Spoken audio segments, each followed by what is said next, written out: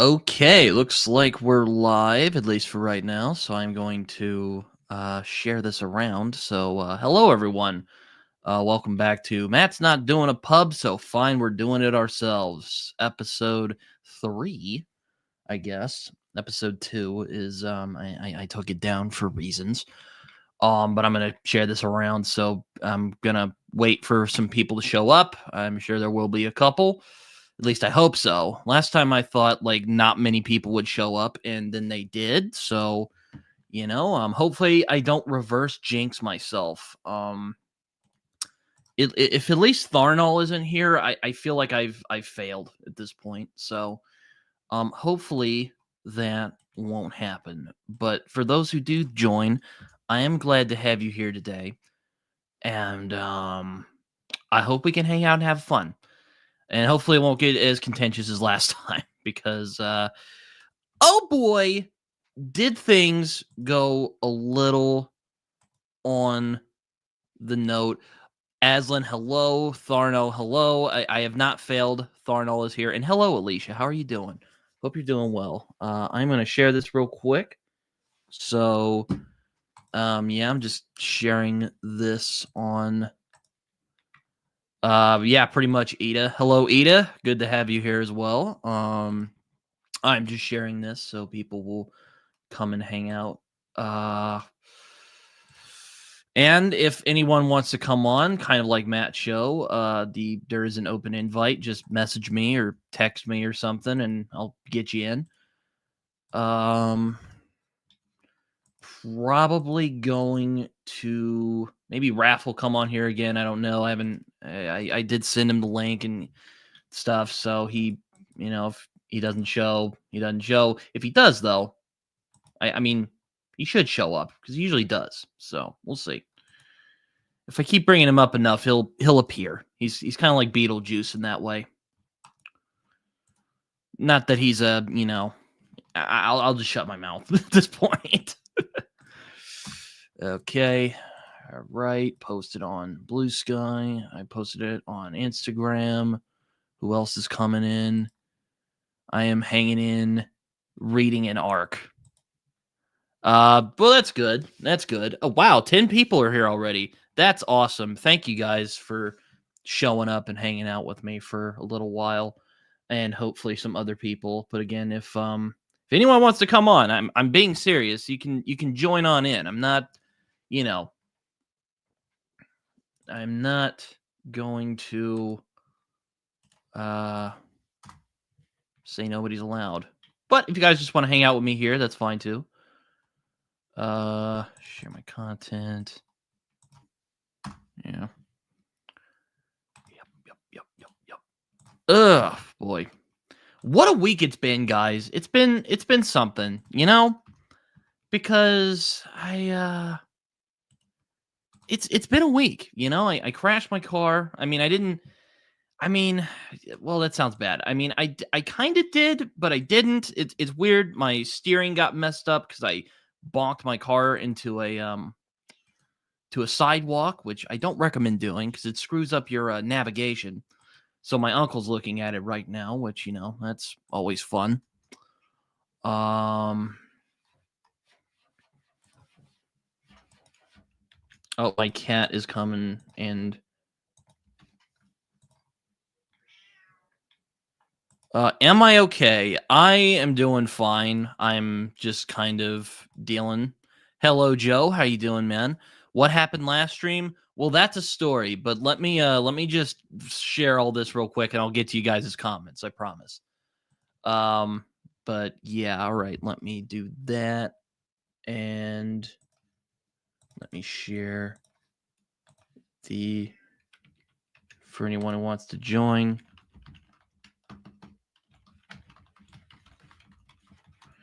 So if anyone wants to join, I'm serious. Like you can text me, you can hang out with me on or you can go to my Discord where I share the link as well.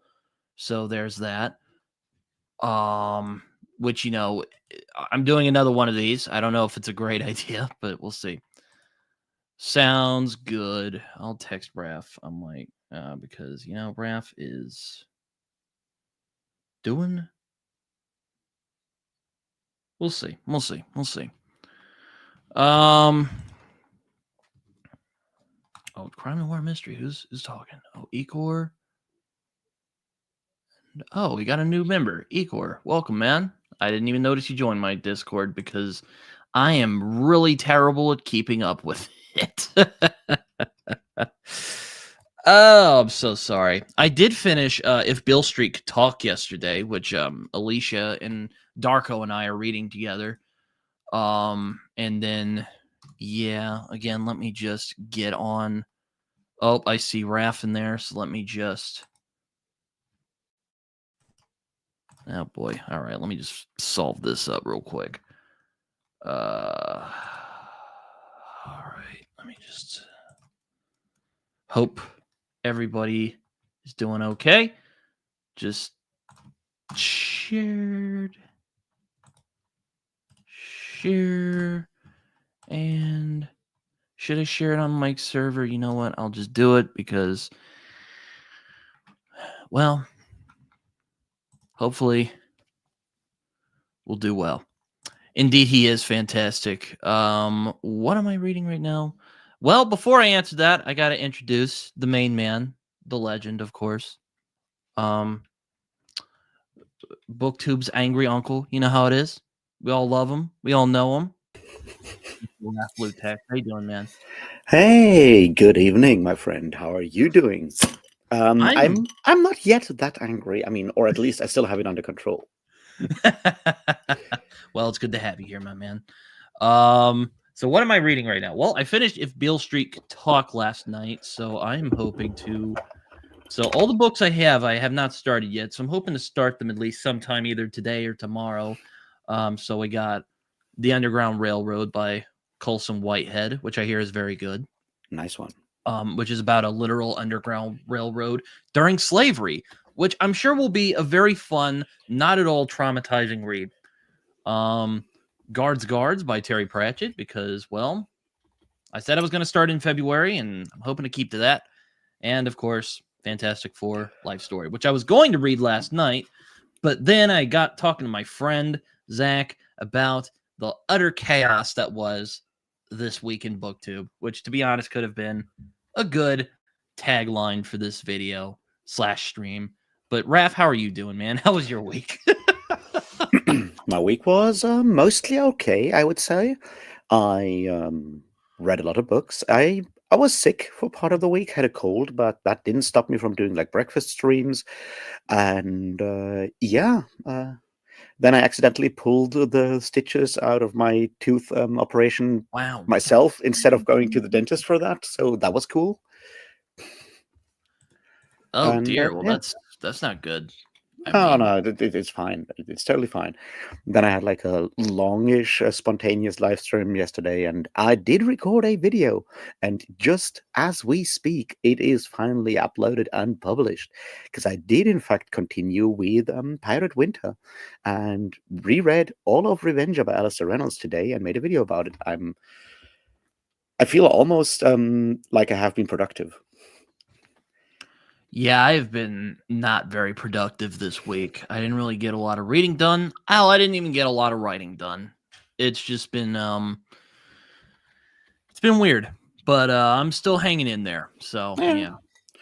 That's sometimes all we can do. No, I did. I read yesterday I finished reading the wonderful The Devil Is Here in These Hills, and today I reread Revenger, which is such a fun book. Like, I've been struggling with reading fiction in the last couple of weeks for all kinds of reasons, and rereading Revenger was just so much fun. It's super fast paced. It's it's pirates but in space, which is really cool because you still get basically sailing ships, but in space, and that's really fun. And cool stuff.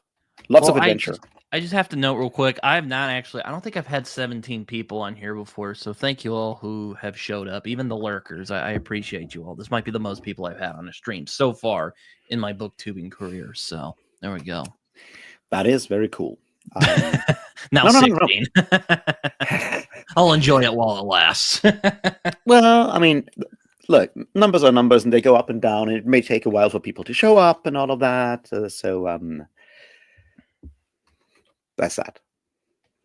No, hey, it's wow, it's Joe's just straight up like um so I'm just gonna say this about the whole Daniel Green debacle right now. Everyone involved in this situation is a fucking moron, is all I'll say.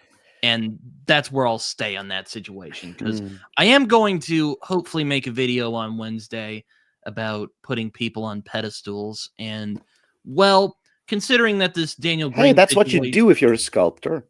well, yeah. Um, I'm actually hoping to, I still think the message is, well, to I still think that message is worth saying, even if the situation with Daniel Green is more complicated than what was first believed. But, I won't go into that because, again, not really my place, but I already said things. So,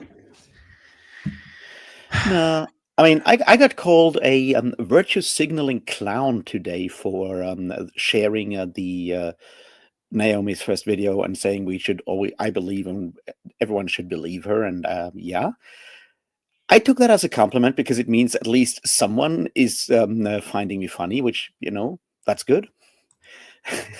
I will well, now, I'll try to be a clown from now on. I think that's a good thing to do. Beyond that, I'm just like boiling with rage, and hello, I'm Demetric. How still you doing? fighting the pressure to make an angry video about it. It may still happen.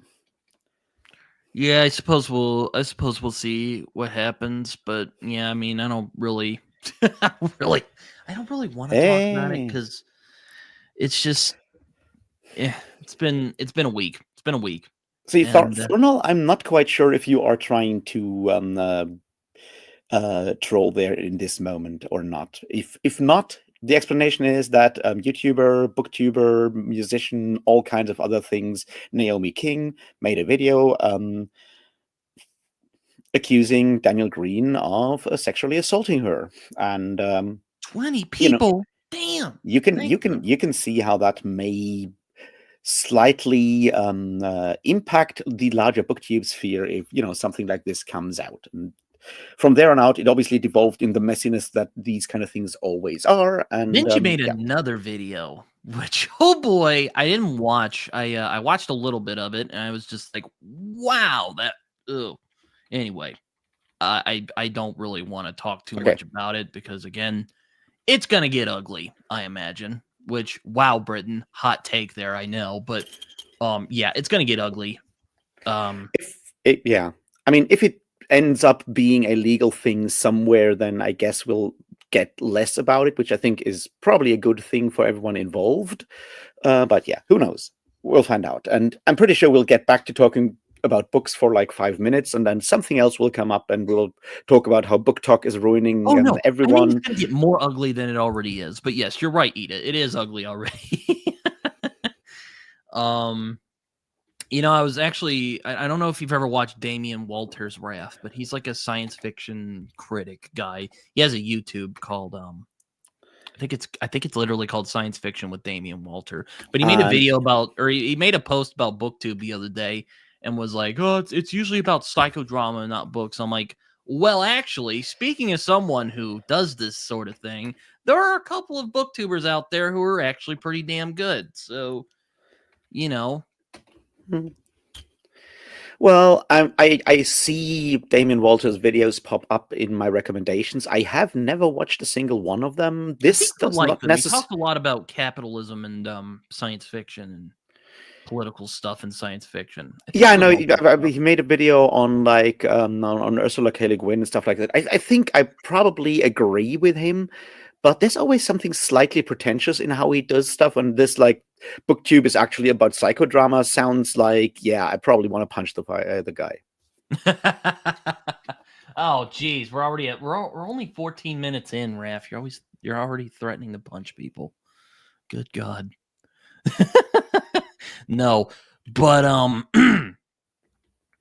yeah, Yeah, I'm hoping to get to these books soon that I have here, but nice. we'll see what happens. I don't generally do.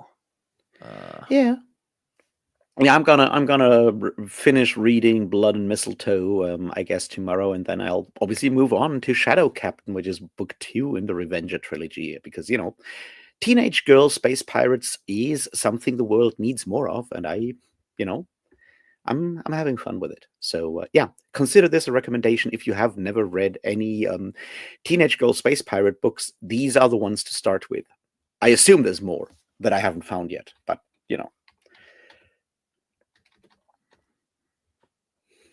We're talking about Malazan again, which well, there's a lot to talk about with Malazan, isn't there? Yes, so I hear. I mean, I have Gardens of the Moon over there. But I thought you would be pleased to know I do hope to start Guards soon, and hopefully this week I'll have time because Yeah. I don't go to class on Monday and Wednesday again because my teacher had a kid. So Oh, nice. yeah, This is where the dragons went. They lie. I know I'm just saying that's a Yeah. banger first couple lines. Yeah. Terry Pratchett is nothing if not really good with words. Like beyond anything else, he just knows how to write very, very quotable phrases. I was about to say he knows how to write quotable words. That's wonderful. Yeah, like but this. there's a wonderful one in Feet of Clay that I'm currently rereading for the I don't know how many times. Like royalty is like dandelions. No matter how many heads you chop off, the roots will always be there under the ground, ready to pop up again. Yeah, pretty much. I mean, oh Lord, I mean, most of the fantasy I like is stuff that a lot of people don't usually talk about. So, yeah, that's not entirely true. A lot of people talk about the First Law and Game of Thrones, and mostly frustration and why the hell George hasn't finished the damn books yet. But If you maybe play the sometime. Game of Thrones, you first need to set up the board, take out the pieces, probably take them out of those card things they are usually put into. Then you need to sit down and read the rule book, argue about the rules, figure out how to house rule the whole fucking thing, and then maybe you can play the Game of Thrones, and then you win or die. But I think we all know why it is taking so long. Someone has to look up something in the rule book. So Aslan asks, "Do you guys have any nonfiction to recommend?"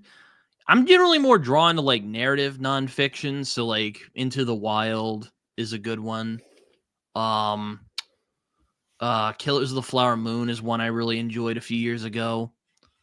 What's another one I really like? Man. Well, I mean, it kind of depends on what kind of nonfiction you want to read, Aslan, right? It's a large field. Do you want pop science? And if you want pop science, do you want pop physics, pop biology, pop medicine, pop chemistry?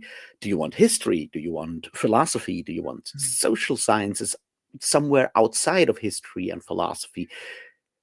There's so much like stuff I've recently read, as I said, is of course The Devil is Here in These Hills by James R. Green, which is a history of West Virginia coal mining labor struggles in the early 20th century, and certainly something I can really, really highly recommend in case you have never heard of, say, the Battle of Blair Mountain or the Ludlow Massacre or any of these other things, and want to learn something about American history, the stuff they don't teach you in school, because the fact that time when the US Air Force just bombed its own citizens on its own soil is maybe something we don't want to talk about, because they did it for, well, rich mine-owning bosses.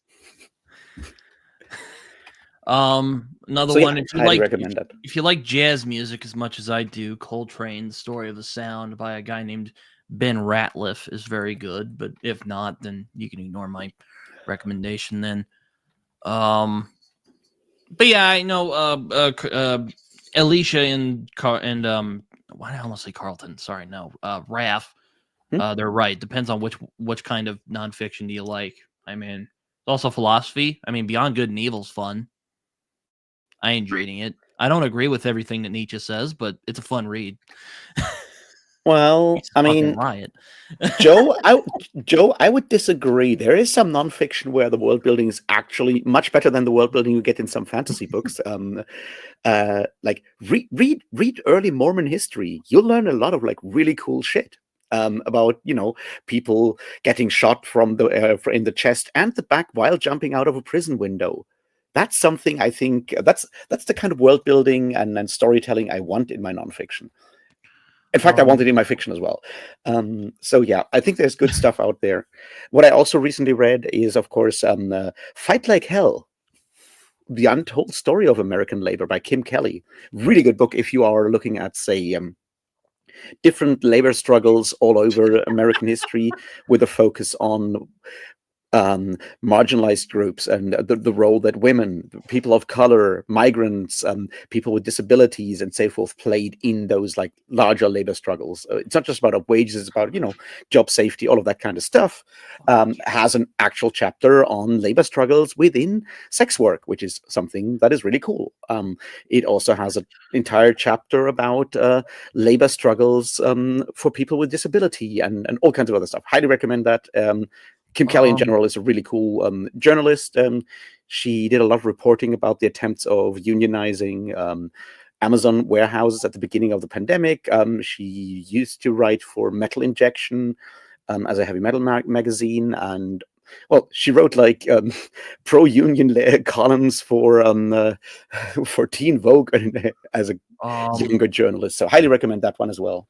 Aslan asks, who's your favorite jazz composer? And that's very hard because, like, I don't want to state too obvious. I like Miles Davis is probably my favorite because he never. I like how he moves from sound to sound. He never was content with just one. He was never content with one style. Same thing with John Coltrane, which again kind of obvious, but I really love there's almost like a spirituality in John Coltrane's stuff that I really appreciate that the story of a sound really goes into actually.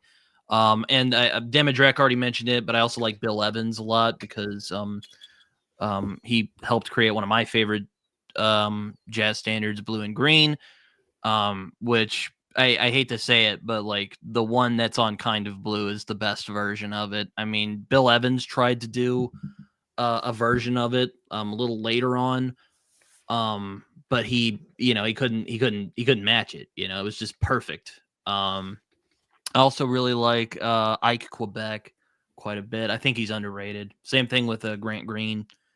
Jazz guitarists don't get enough credit, I don't think. But yeah, those are some favorites of mine that I really like. Yeah, so there you go on that.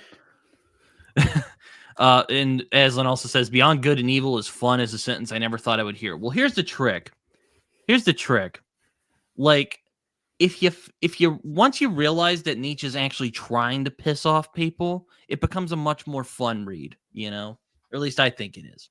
I think like Nietzsche is definitely I would argue it's fun in that Nietzsche is actually good at writing, something Mm-hmm. that not all philosophers are. Like you can read a lot of like philosophers that have like really really interesting ideas and that are really dry to read. Like try reading Hegel, try reading Oh fucking god. Kant, right? That's brutal shit. Like Nietzsche's actually good at like rhetorics and prose stylings and stuff like that. All those aphorisms and shit like that. It can be entertaining in a way that not all philosophy is. And that's just before you even get to the ideas. And the ideas, well, I mean, the ideas are the ideas, and they are kind of weird in some regards. But I think also like very much a pick up on certain parts of the human condition and human understanding that philosophy had kind of ignored for a long time. So Nietzsche has a point. It's usually what you do with it afterwards. And, also, being a raging anti-Semite and slowly dying from syphilis is not necessarily helping with I the, don't think he was anti-Semitic though. His sister and her husband were though. Though no, maybe he it's, was. it's I have no idea. it's more complicated than that. Yes, he was anti-Semitic, not in the same way as Hitler was, but he was certainly anti-Semitic because, most Germans were at the time. That's kind of No. Well, I'm glad someone else likes Grant Green because I think Grant Green is very underrated. His album "Idle Moments" is very underappreciated, I think. And also I didn't realize this, but there's an album by Ike Quebec called "Blue and Sentimental" and has a beautiful guitar playing. Didn't realize that was Grant Green until later, which I'm like, oh, but of course that was Grant. That's why it sounded like that. So I don't know. Do you like? Does any of the metal you listen to, Raph, have session musicians? Because that's kind of how jazz works. You get like quartets together and they move around. Yes and no. There are parts of heavy metal where you usually with heavy metal you more often have live musicians that go on tour because someone can't go on tour and so forth, and that's more of a thing there. Because it is, the band aesthetic is something that is kind of important to sort of like the whole idea of like how to do metal, right? The form is like you are like four dudes that hang out in like a really, really smelly rehearsal room somewhere, and then every like 2 years you come out with like a new album that has cost you like thousands of hours in beer drinking and maybe also writing songs, and then you go on tour and so forth. That stuff is sort of like important to like the way that stuff happens. But of course you have like drummers, for example, are very, very much like the kind of thing that record a lot of albums for bands. You have more like, I guess, session drummers are a bigger deal than say guitar players in a lot of like heavy metal, I would argue. That's fair. I mean, but yeah, no, it's I have an interest in like history and stuff, so I like reading about. I'm actually hoping to read from the same guy, Bent Ratliff, because a friend of mine lent me his copy of the book, but The Jazz Ear. I'm actually hoping to get to that sometime this year. Maybe soon after I read The Underground Railroad or Guards or something. I can sneak it in there, but we'll see. We'll see. Yeah, I can see semiotics being taught in Hogwarts. I feel like some good old Peirce, or maybe even some Umberto Eco at Hogwarts. That makes a lot of sense. It also would have made the world a much better place if that's what we've got in like the Harry Potter books, right? Just to be clear. Taught Lord of the Rings. That would actually be a good idea if they like taught Lord of the Rings and was like, yeah, we actually knew J.R.R. Tolkien. That'd be fun. That'd be fun. No, but hello Helena, how are you? Hope you're doing well. Hey Elena. Oh, well, good luck, Demidrick. Sorry to hear about your injury. That sounds really brutal. I've not had a nerve injury before, but that doesn't sound fun at all. Hope you recover well. And I also like McCoy Tyner and Bill Evans quite a bit. Especially when McCoy Tyner was with John Coltrane. There's a lot of great work with that quartet, we'll say. Which Raph is just sitting there like, I have no idea what Britton's talking about. No, look, I know some names. I'm just not interested in jazz that deeply because I can't Fair afford enough. to have like yet another sort of like musical interest, because that stuff gets expensive at some point. That's fair. That's fair. I mean, jazz is more popular in like France than it is in Germany, so I mean, I get it. Yeah.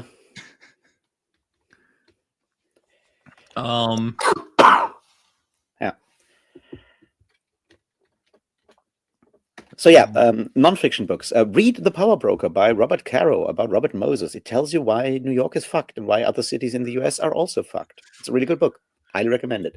It's also long, so you have a lot of time to read with that one. It's longer than the longest Brandon Sanderson novel. So there you go. Yeah, it was pretty funny. I remember.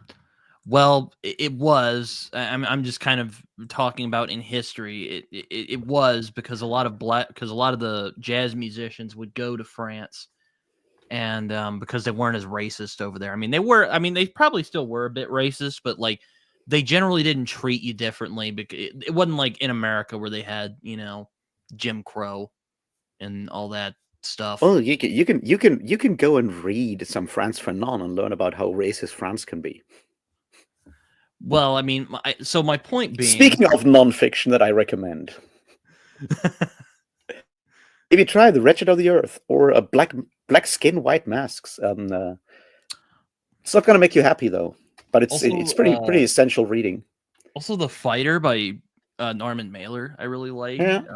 I thought might have some of the best boxing writing I've read in my, which I haven't read a lot, but it's really good in that book, especially when he gets to the actual boxing match between. Okay, then there's like another one, Aslan, that I want to recommend because I think it's really good stuff. Read David Graeber's Debt, the First 5,000 Years, and read David Graeber's and David Wengrow's The Dawn of Everything, and then go from there. That's good stuff. It also, and this is a bonus, it also does make a lot of references to writers like Ursula Le Guin, and, you know, if that's not a recommendation, I don't know what is. Yeah, I remember when you were reading The Power Broker, and I was just like, what appealed to you about a book about this guy who was a was like an architect, you know, city planner, and you were like, oh man, like there's a lot, like there's so much. Yeah. Oh yeah, Autobiography of Malcolm X is fantastic. Bringing that up, that's a great book. Might be my favorite look in. Well, this is gonna sound really weird, but I hope you get what I mean. But it's probably the best depiction of Jim Crow South that I've read from someone who lived in that time period. And also, it's just a great story of a guy who was in the wrong crowd, went to jail, found religion, you know, and basically became one of the most influential civil rights activists, aside from Martin Luther King Jr. So, I haven't read have you if you have already have the Graeber stuff on there, Aslan, do you have Cannibal Capitalism by Nancy Fraser on there? Because I think that one is also like a really good nonfiction read from like recent years. Highly recommend that one.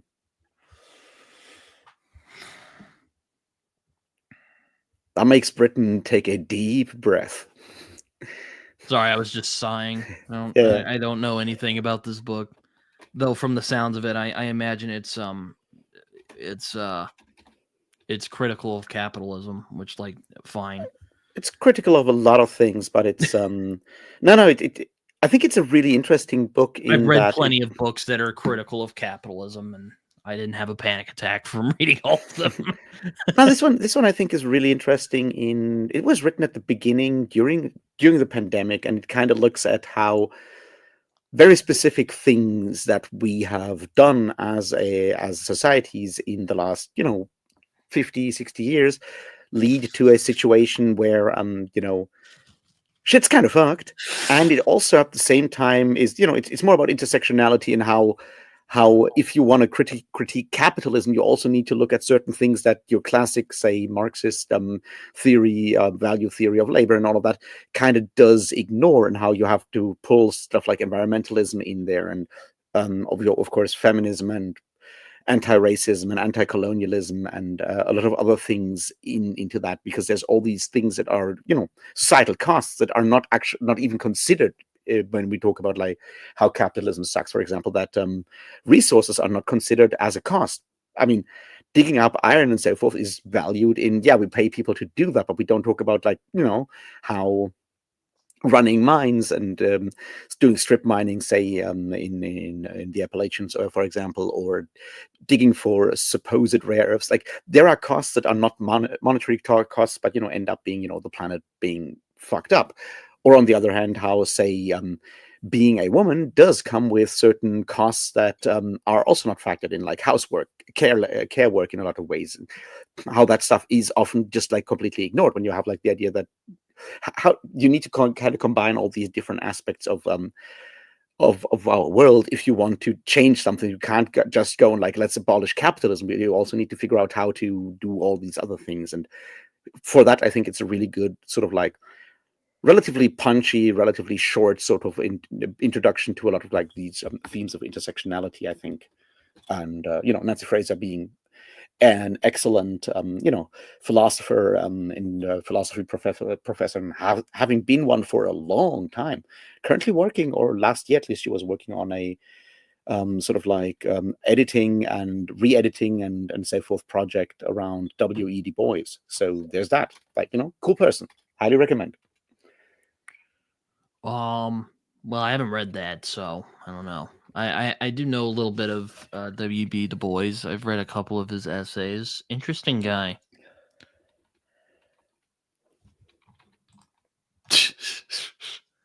Yes, exactly. That's what we need.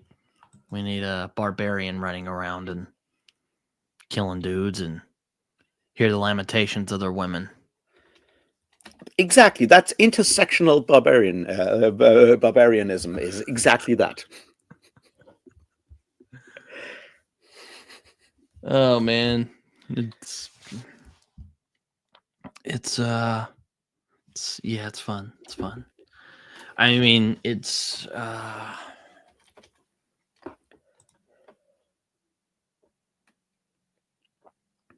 Yeah, exactly, Helena. So yeah, it's just a really good book in that it kind of covers all of these different sort of like sort of ignored costs and how we need to look at how all of these things intersect. So yeah, highly recommend. Really good book. yeah. Oso is here and he's just chilling. Yeah. Oh man. I Politics would. hope. Oh, sorry. Hmm. Let me interrupt you. I was going to say politics would be so much more fun if everyone was forced to wear like a loincloth and nothing else.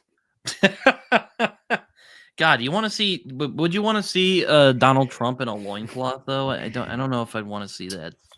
I think that would be a very good thing because it would make the whole thing so much more ridiculous. And when you look at the way that we sort of like bow to power and accept power, so much of that is about the projection of power.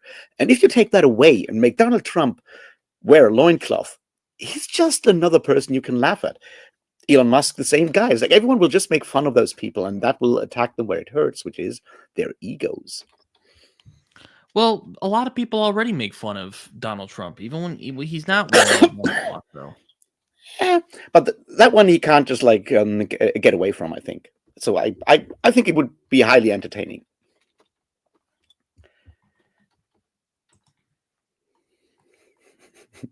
Yeah, I'm pretty sure Trump would wear a golden loincloth. I'm pretty sure of that. Yes, he would.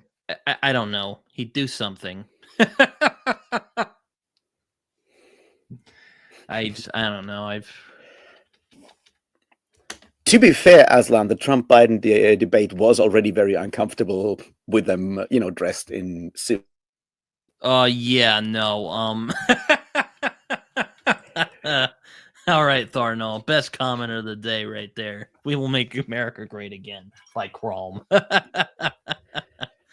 But I agree though with you, Ref. The Trump Biden debate was already painful to watch, even even if they didn't wear loincloths. Good lord. That's where I think the Democrats lost right there. I mean, in my humble opinion. Yeah, I mean, maybe. I would not comment on that, Helena. I'm not the expert on viability as loincloth model for international politicians. I don't think I have the skills necessary to judge that in a objective way. Although maybe it would be incredibly objective because I would just like randomly assign numbers. I also watched Captain America Brave New World, which was okay. It was It Okay. wasn't like it didn't really blow me away, to be all honest. It was just kind of fine. Not as good as the other three Captain America movies, unfortunately. Though to be honest, I saw someone post this on Twitter and I agree with it. Like, why wasn't Falcon and the Winter Soldier just the fourth Captain America movie? Like, that would have been a good movie on its own. But oh well, what are you gonna do? The only MCU movie I'm looking forward to at this point is the new Fantastic Four movie because it actually looks pretty good, believe it or not. Just Hey, to let that's you know. nice. So I also have a soft spot for the Fantastic Four, you know. Mm. So there you go. Yeah, you see, Joe knows what I'm talking about. He's like, yes. He's like, Britton knows what he's talking about. But going back to political figures and loincloths. Oso's another banger comment, but from Oso this time. One nation under Chrome with riddles of steel for all. Yeah. We all need a riddle of steel from time to time. You will not get kicked, Helena. I mean, as long as you're not saying anything that's like racist or violent or anything, you'll be fine. Now, if you like threaten to shoot somebody or something on the stream, that's a whole different thing. Or if you start like insulting people, like there was this guy who was on Matt's stream a few weeks ago who like called us gay because we were doing sprints, which like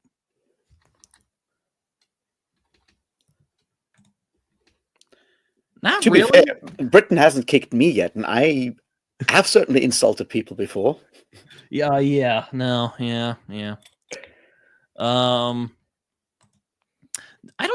really get offended by that. Like we're kind of, here's the thing. Like we had that really like ugly divorce with England. Now we're like friendly now. We're at that like weird stage of the divorce where we're like friendly, and it's still a little awkward, but we're friendly now, you know? Yeah, you're also trying to take that country over as well. I've heard Elon Musk is working on that. So yeah. Oh God. Also, I mean, calling the US the colonies makes a lot of sense. Just talk to some native people what they think about that terminology, and they might just agree.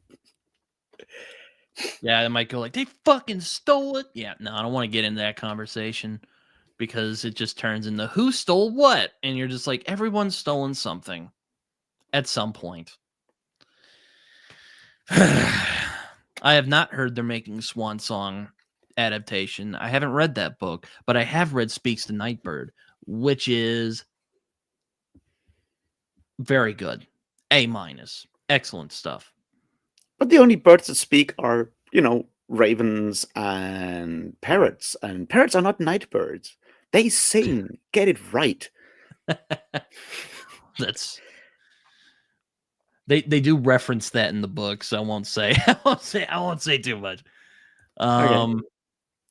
No, I don't know if we're at that stage of the divorce where we're like, oh, we should get back together. I don't know about that, but yeah, we're at that stage where we're like friendly with each other and we're like not arguing anymore, and we don't get Canada involved in the custody battle. Though they are saying we should take over Canada, which that would be a stupid idea because Canada and America get along. I mean, I'll admit I like most of what Brian K. Vaughan has done in comics in general, but We Stand on Guard is probably my least favorite thing that he's done. I really don't want him to see him be vindicated by America going to war with Canada. That would not be fun. That would not be cash money, as Jimmy likes to say. Well, I mean, it might lead to the Canadians burning down the White House a second time, third time. We'll never I'm let not us against live that that. one down. No, of course not. Though one of my favorite like parody songs is the "Come All Proud Canadians." Before it was basically a song about burning down the White House. Yeah, sure. Which as an American, which should be insulting, but I enjoyed myself. So Look, I enjoyed it. In the long list of things you could burn down in the United States, I feel the White House is one of the things you wouldn't miss. It's not like there's something important going on there. You can just take that thing out, and I guess the average quality of life in America would probably, increase if you just burn down the White House. No, I remember being so mad because I actually went to Washington, D.C. when I was younger, and I went around and saw a lot of the sites like, Jefferson Memorial and the Vietnam War Memorial and a bunch of other memorials. We got to the White House. It turns out you had to make a fucking appointment to go into the fucking White House. Yeah. So I couldn't go in. I was so pissed, I was so mad. Come on. Are you kidding me? Like, it's not fair. That was one of my big things I wanted to do. I wanted to go to freaking White House and hang out in the White House. Maybe take some photos. No, you have to do a freaking appointment for the.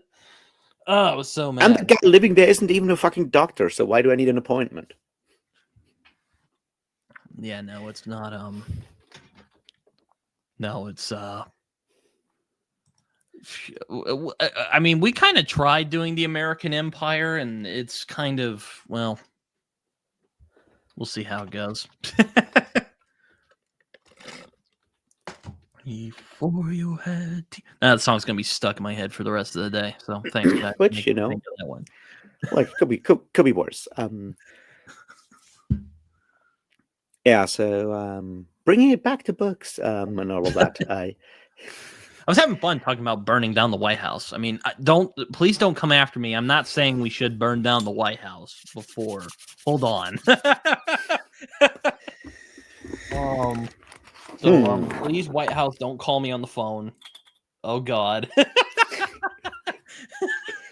I can't speak for Raph, but going back to books though, so there's people who want to burn books apparently now. Don't do that.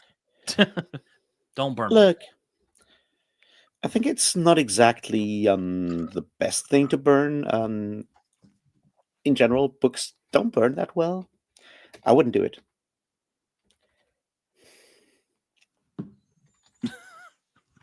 Oh, I know. I hear you. Tried. What are you referencing there, Aslan? If you mean, yeah, that's.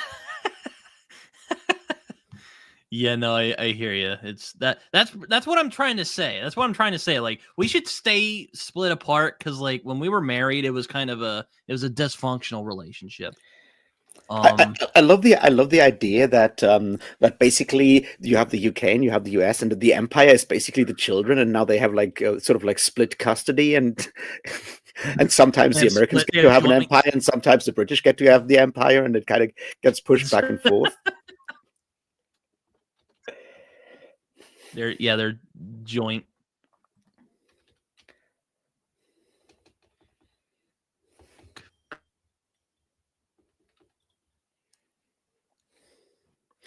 Well, Hope Thornell, you guys can hear me. I sure hope they don't try that. I sure hope they don't try to that Mark Lawrence book, because afterwards we might have to call him a liar. It said the book that wouldn't burn on the cover, and then you do this, and I'm like, I guess you're wrong, my friend. Anyone read Romance for Valentine's Day? Well, I did read. What did I read? I read If Beale Street Could Talk. I actually finished it last night, and it was very good. James Baldwin's a fantastic writer. Well, I did read that book. I did read that book about coal mine strikes, which is maybe in love with violence, which, you know, that's a form of romance, right? That's an interesting choice, but all right. I'm hoping to knock out Underground Railroad for Black History Month before the month is over, but we'll see how that goes.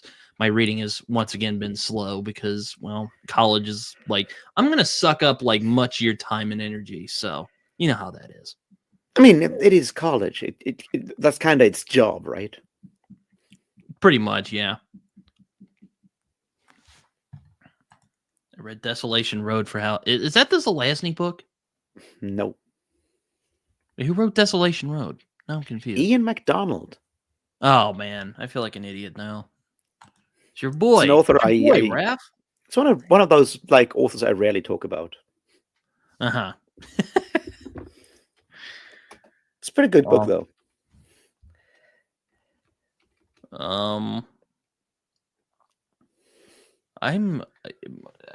My cat's weird too. Cats are just like that. My cat walked in here earlier and then was like, "Fuck you, I want out." And I'm like, you know what? Fine, get the fuck out of here.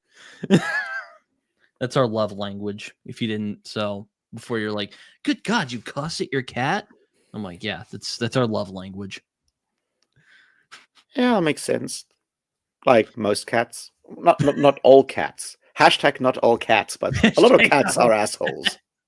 It's good. I would say she's a bitch sometimes, but that's a wrong animal. I actually own Rage of Dragons, but I'm nervous to read it because Black Leopard Red Wolf just rocked my world so thoroughly. I'm like, man, I don't know if I'm gonna, I don't know if I'm gonna like it so much. I don't know. I know it exists. I haven't read it. I think the one thing that I read that could fit into the whole like Black History Month thing was while rereading The Wretched of the Earth. So I mean, guess that counts. And beyond that, I didn't think much about it. Yeah, I mean, March should be fun. There's some books. I'm hoping to get to Gormenghast in March at least. Nice. At least Tide is grown. I'm gonna start it at least in March. And I'm also probably gonna read Mere Christianity because my dad's been telling me I should read it, and I'm like, all right, I'll read it and we can talk about it. So yeah, should be fun. Will it convert me? Don't know, but we'll see. I do like any dark but not grim dark fantasy you guys recommend. Elric is kind of my go-to for dark but not grim dark per se. Fantasy. It's definitely weird. I would recommend The Black Company as something that is certainly bleak in some cases, but is clearly not grimdark in that it is way too old for grimdark, and a lot of grimdark people maybe learned the wrong lessons from. It's certainly a really good book, a series of books. Perdido Street Stations one, I would recommend The Scar as well. I mean, not that they're very macabre, I think is a better term. It's a good word for them. So there you go. What's another fantasy in that vein? I mean, it kind of depends on what you call dark, right? Is it just explicit violence? Is it more that everything's fucked and no one will have a happy ending? What do you mean by darkness? If you want to be all Socratic about that, right? The Broken Sword. If you like Norse stuff, give the Broken Sword a crack. Yeah, that's pretty dark, I guess. Wouldn't say it's grim dark, but it has that kind of dark fairy tale vibe to it, you know? Yeah. I don't like the whole everybody is an asshole fantasy, which, okay, that's fair. Yeah. Maybe don't. Well, there are some decent people in Joe Abercrombie's stuff, but yeah, most of them are very deeply flawed people.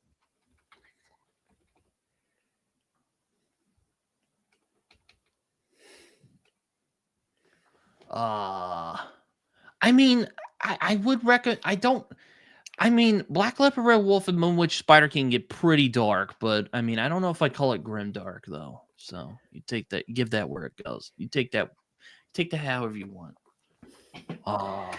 If you like comics, Aslan, Monstrous is very good. I've only read the first volume, but I really liked it. Mm-hmm.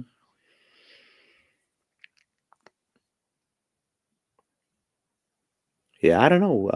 What kind of dark fantasy have I recently read that feels dark but not grimdark? I mean,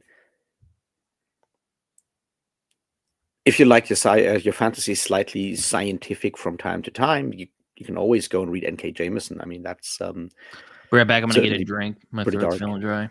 All right. You keep them busy, Ref.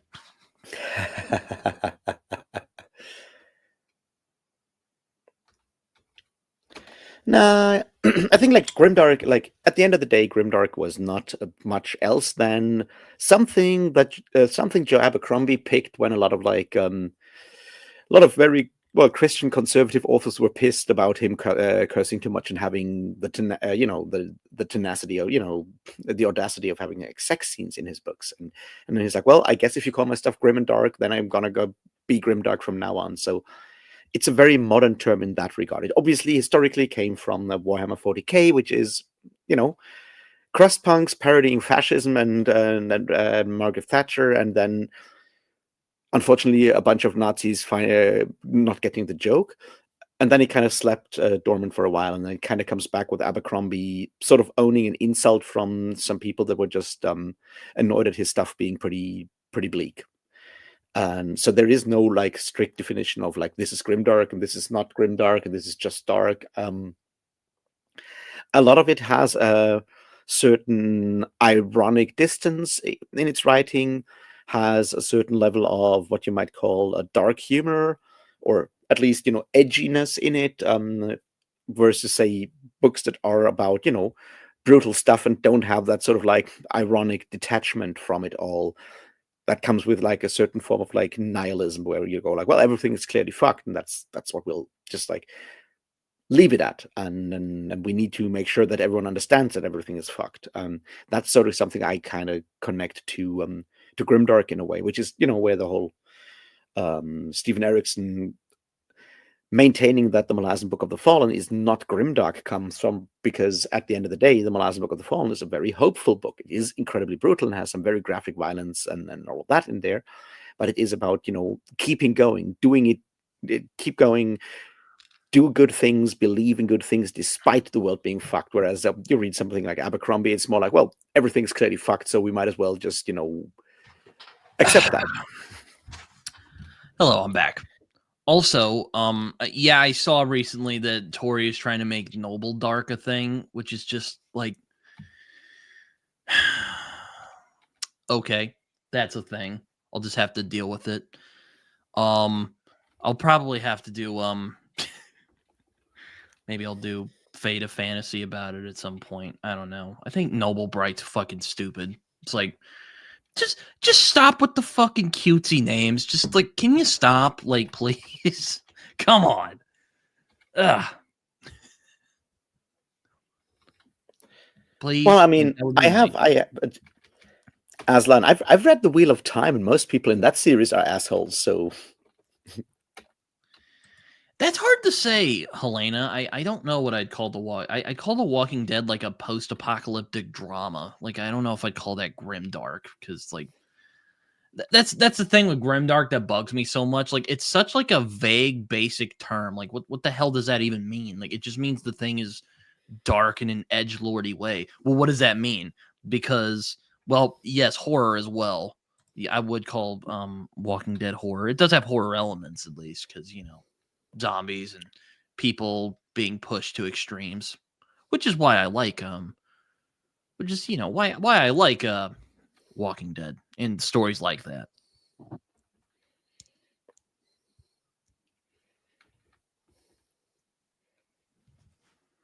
I have not read The Walking Dead. I have no idea, Helena. What the hell is Noble Bright? Noble Bright is Christian fantasy at the time. It has moved on from there, but it's certainly about the idea that you can actually change the world if you try hard enough. I mean, if you want to be more specific, stuff like Game of Thrones and First Law, I just generally call them gritty fantasy. I think that's a much more concise term. I'm sure people will shoot holes into that as well, because that's what people do on BookTube. We can get real neurotic about that stuff, but yeah, I think gritty fantasy is a more appropriate title than grimdark. But grimdark is a more sexy term, I guess. So, but then again, you could go like, well, what about Conan? I'm like, well, Conan, like it can get violent, but it's like it's not really that gritty though. Like sometimes it is, but they're just adventure stories,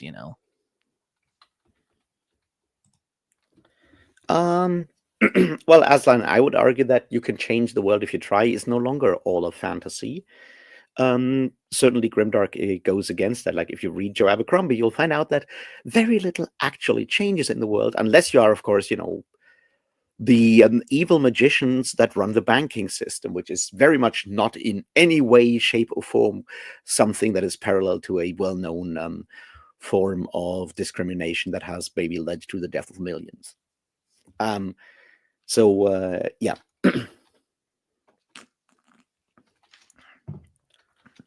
Yeah, I was kind of like, yeah, the First Law is kind of like The Wire, where it's like you can't go up against change, you can't change the system. The system will,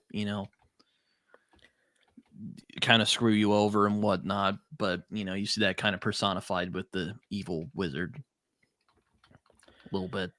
Well, I mean, I think it's complicated, say, right? You look at like traditional fantasy or older fantasy, including Lord of the Rings, and what you see there is that individuals can, by virtue of being good individuals, change the world into a better place. If you are the chosen motherfucker, you get to do all the things, and then you are suddenly king of Gondor and even get to have the immortal girl. If you are the chosen motherfucker, you will get to do things. I like that.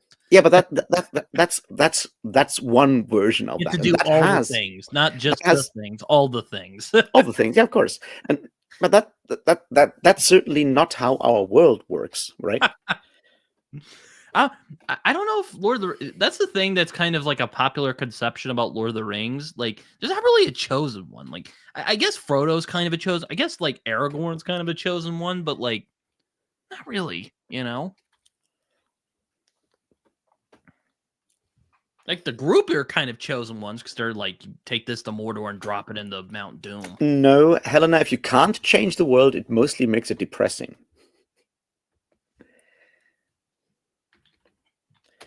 I would argue that Lord of the Rings clearly has chosen ones. Like Aragorn is clearly chosen. He is the rightful king. The idea of the rightful king, and he goes and takes over the country, and suddenly things are good again. That is very much a form of like being chosen. Yes, it's not the only.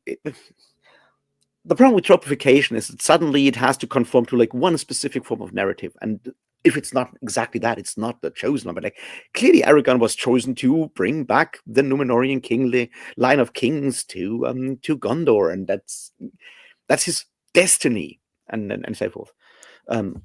Yeah, I think like the problem is that clearly, if you look at the world, you understand that. A lot of issues in the world are systemic, so you can't, as an individual, just go and change the world. That's you're a great man of history theory. It doesn't work that way. The question is, then what you do? Do you just like shrug and become a fatalist and go like, well, I guess I can't change it, or do you try to find other people and build a coalition with which you can, in fact, achieve systemic change, which is something you could try, but that's a different kind of story. And Grimdark kind of turns the fatalism variant, and it goes like, well, clearly this is systemic. I can't do anything. Logan Ninefingers will not save the world, but no one else can either, and that's wrong. What you need is to understand that yes, if you have a popular revolution, you can't possibly change things, which is why the Age of Madness sucks so much fucking ass at the end, because Abercrombie goes back into his nihilism, goes like, well,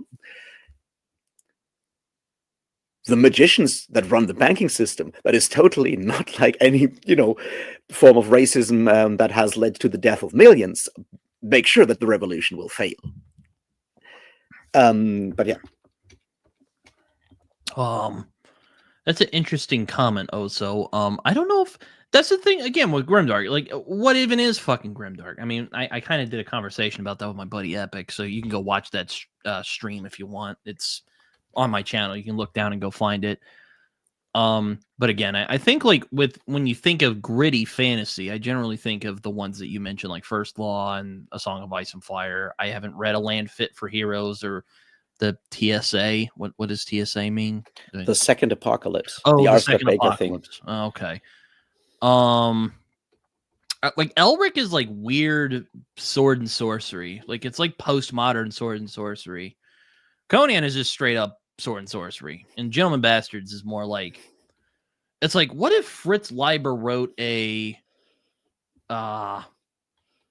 Alexandre Dumas kind of story, is basically what I would describe Gentleman Bastards as, which I'm sure Raph will not find at all, will not find anything at all to shoot holes in that way I just pitched it. Black Company I haven't read either, so there you go. I don't know. What makes you think I'm not a firm supporter of l'Ancien Régime, l'Ancien Régime, Thornall? I haven't read Anna Smith Spark either, but she seems like an interesting lady, so I guess I'll have to read her books at some point. Yeah, working for the TSA in that regard is definitely grimdark. I think having the TSA is bad. The times when people could just hijack a plane and fly to Cuba and thus evade all forms of embargo and making it impossible to travel to Cuba from America. I think Who that the was fuck would want to go to Cuba from America? It's not 1932. I think there were, I mean, obviously there were valid reasons for doing that. A lot of people did so in the 50s, 60s, and 70s, and it was very easy. You just walk on board, you pull a gun, go like, hey, can we please go to Cuba? And then they fly you to Cuba, you meet Fidel Castro, you stay in Cuba, everyone else goes back to America and gets interviewed, interrogated by the CIA for weeks while you hang out in Cuba on the beach with cigars and everything. So I think it's a win-win situation. Tharnell asked an interesting question. Was the French Revolution a good thing? Well, I think here's my answer. I think it started out as a good thing, but then they kind of fell into the trap of we need to get rid of all the bad people, quote unquote. And if we do get rid of all the bad people, we can create our perfect world, which of course is something that has been repeated throughout history. You know, you've seen it with the communists, you've seen it with Nazi Germany, you've seen it with a lot of revolutions actually, when it turns out that yeah, they're just using excuses to murder people at this point. But it started out as, hey, the system needs to change, and then it just turned into violence and bloodshed, as a lot of revolutions tend to go, unfortunately. Well, I mean, that's kind of the problem with revolutions, right? It's like you create circumstances in which people feel that the only way to change their circumstances is through violence. At that point, you'll get violence, and violence on a mass scale is turns out pretty difficult to control afterwards, right? So that's like one thing there. When it comes to whether the French Revolution was a good thing, it kind of depends on like for what, for whom, why. Like, I mean, obviously, if you read you know the wrong books, they will tell you that it was absolutely terrible and so forth, and it certainly did not necessarily lead to a positive outcome for everyone, including the royal family of France. That I think can be seen as rare, but it did lead to a lot of improvements for a lot of people. So the question is like, how do you judge that? It was a Yeah, you thing. know, that's a good point, Aslan, and that's the interesting thing about the American Revolution, is because the American Revolution is kind of an odd anomaly in these revolutions, because mostly, you know, they're mostly everyone agreed on where the country should go. Now, were there disagreements? Oh yeah, Hamilton and Jefferson's rivalry is stuff of legend, but it didn't fall apart into violence so far. We've managed to mostly everyone agreed on where the country was going to go. And you know, when it turned out that the Articles of Confederation weren't going to work, they're like, well, we got to change it.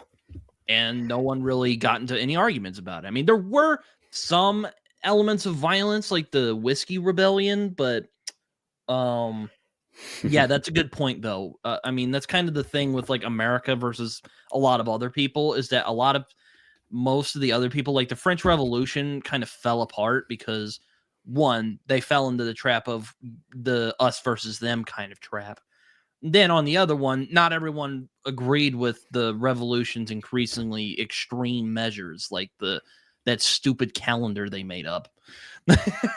I think so. At the end of the day, I would argue the French Revolution was a good thing in that it proved to the world at large, or that part that paid attention at the time, that you can in fact change things. Yes, it cost a lot of life. It's all of that stuff, but it opened up sort of like the space of the imaginary in a way that wasn't necessarily there. And I think in that regard, it certainly is a key event in a lot of ways, because you need to kind of head around that, the same way that executing King Charles I was a really important step for the betterment of mankind as a whole. No, like the idea of that certain things, that you can in fact execute a king, and that there is no divine right of kings that can't be countermanded by an axe, basically. And Amanda's here, so hello, Amanda. Hope you're doing well. And well, I mean, I won't comment on that. I won't say I have a pub here today because I'm out here in Yankee Land. But yeah, we're doing okay. Also, I didn't say that there weren't any ugly moments in the American Revolution. I mean, there were some pretty extreme people, and the thing is, like, a revolution means that something revolves. The faster something revolves, the more people get sick. That's just like how that works, right? No, no. I think the French Revolution was a thing. I think it was, on the whole, it was good, for like opening up imaginary spaces and so forth. And yeah, so like, kind of a mixed bag overall. most things are. That's true. That's kind of the thing with bags, right? They're mixed. Also, hello, Colton. How you doing? Ori asks, "Come on, Raph. Where's the Discworld quote for the Divine Right of Kings?" I already did quote the royalty is like dandelions thing earlier. I thought like one. Fuck. I thought like one of those would be a good start. I don't know which one you mean right now though, Ori, because I'm currently just rereading the Feet of Clay one, and that kind of comes along all the time. I mean, obviously, it's very much about Discworld's English Civil War and the idea of the king being beheaded and so forth. Aslan's on a roll today. He's just like, man, or she. I don't know what their gender is actually. No. Yeah, but we're just chilling here at the moment because well, Matt's not having his pub today. He's been kind of on sabbatical, I guess. I don't know what he's doing. I hope he's doing okay because he's. I know he's had like mental health struggles in the past. No, he was on Nerdy Cathy's stream yesterday. Oh, maybe he just doesn't feel like it right now. I don't fucking know. I'm not. It's fine. Maybe he's tired. I don't know. He's fucking. God, he's like my parents' age at this point. No offense, Matt. So yeah, yes, Ori. Then I did already mention that one much earlier today. It's a good one. Anyway, speaking of the pub and all of that, I'm gonna get myself another beer, and then I'll be right back. And Britton can talk about revolutions, I guess. He's like, so you want a revolution? No. Colton says, Britton, I'm already on my second Joe Lansdale book this month because I enjoyed The Thicket so much. Glad to hear it. Currently reading The Bottoms. I haven't read The Bottoms, unfortunately, so that's a little embarrassing, but I hope you're enjoying The Bottoms. Joe Lansdale is very good. The champion mojo storyteller, as he's called. He's very good. He's very good. The Thicket is a lot of fun. I enjoy that book. I don't enjoy it as much as the Hap and Leonard books. I think the second one is probably my favorite so far, but some good stuff. Also, Aslan's cooking today. He's like, yo, he's dropping some bombs. Are you asking me, do I want to read the rest of the series? I'm leaning on no, because I hear that like it's kind of a mixed bag in terms of, again, I'm using that term. I heard that the other couple books are kind of mixed overall, but yeah, I'm never going to say never, though. So maybe someday I will. But at the moment, I have no plans to. Which I know is kind of a political kind of answer, but, that's just the truth at the moment. My dog is screeching, so I guess my mom is outside or something. Aslan says, I am the goat. Well, you were on there. You and Tharnall have joined me well. We actually were talking about Speaks the Nightbird earlier, Colton. I'm surprised you didn't butt in there because it's it's probably my favorite Western too because well, I won't go into it because I've already discussed Blood Meridian quite a bit on this channel. So it's a fantastic book. Actually, fun fact, Blood Meridian and Lonesome Dove came out the same year. One of them won the Pulitzer I'll let you figure out which one it was. Though, considering both books, you can imagine probably which one it was. Uh-oh. Raph's back, guys.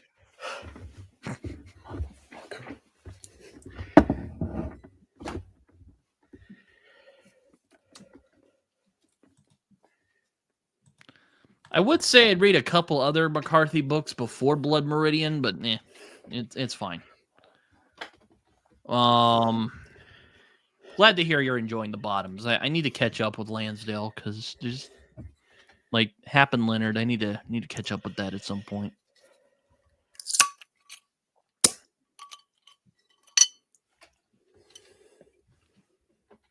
That it's kind of interesting.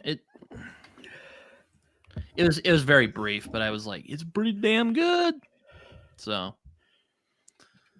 but yeah, no, it's that's interesting. That's interesting. Curious how you got used to the writing style then, because that must have been a whiplash once you actually started like Blood Meridian or something. Anyway, Raph's back, guys. Yeah. About Revolution. Well, I highly recommend last year's wonderful Metal from Heaven by August Clark. It's sort of about revolution. Well, it is about revolution, and it's really cool, and it's also really queer, and it's also very anti-capitalist. So, highly recommend it. Go read it. It also has like lesbian biker bandits robbing trains. Because I haven't read a lot of books about revolutions. Let me look on my Goodreads, actually, because I have it up.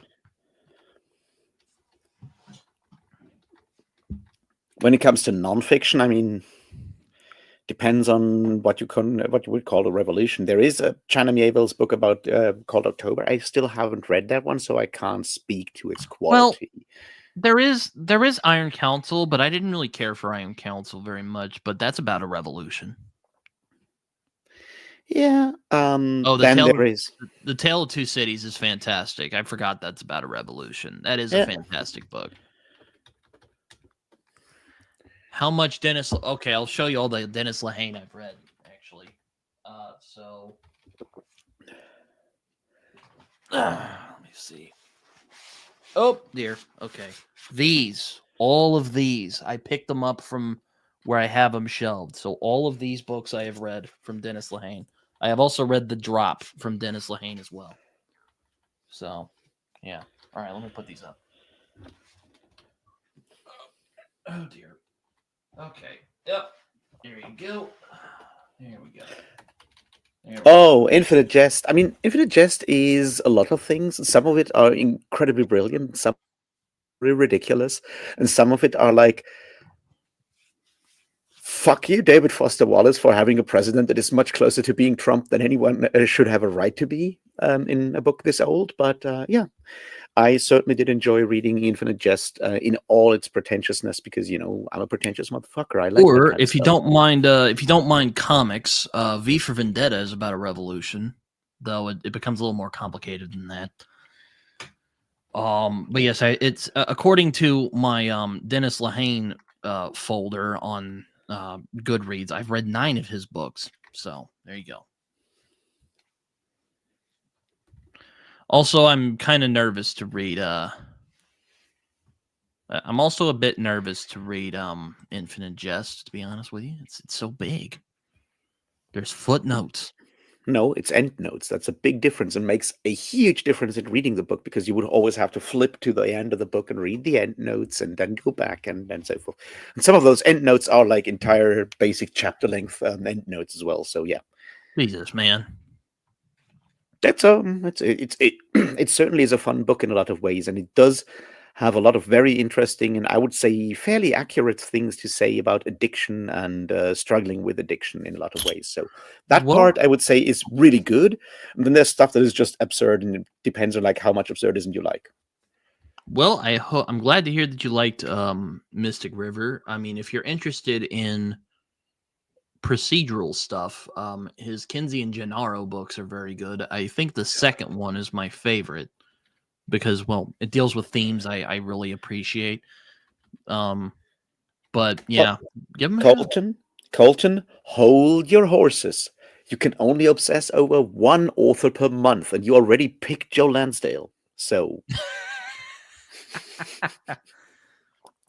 Well, you have plenty to go from because, my God, Joe Lansdale cranks them out, man. That's all I'll say. now that one is a good book to read, Thornell. I highly recommend reading the Illuminatus trilogy. It is a very sincere book that has way too many actual facts in it for that it has any Hello, right to have Darko. in there, which How is are you, my friend? shocking.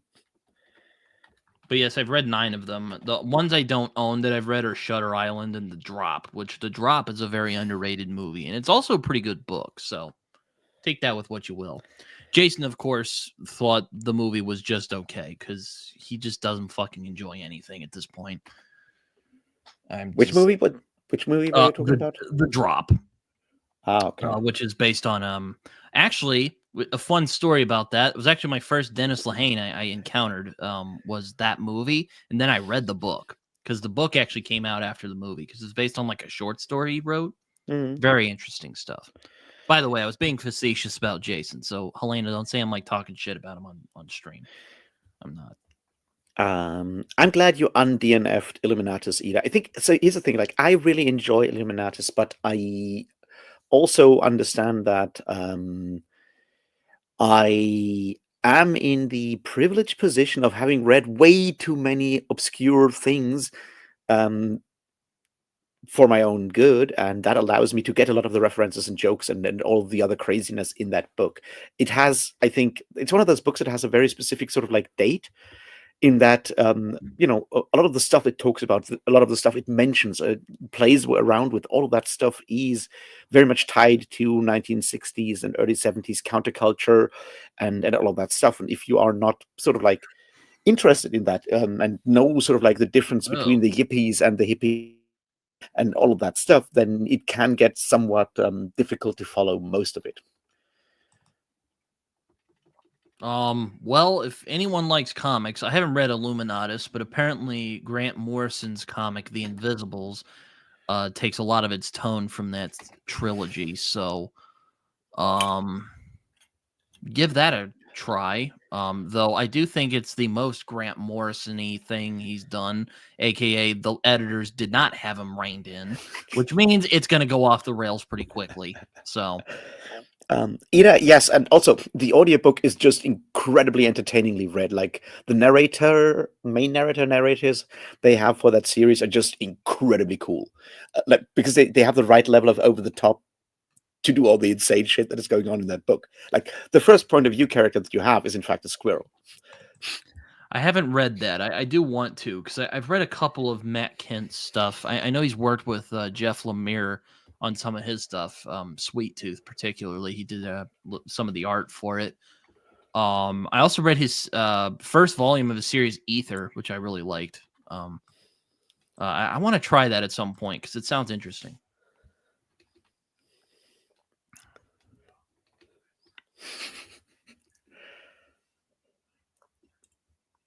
Please let me take Ida out on our date first before you make moves, Tharnall. Damn.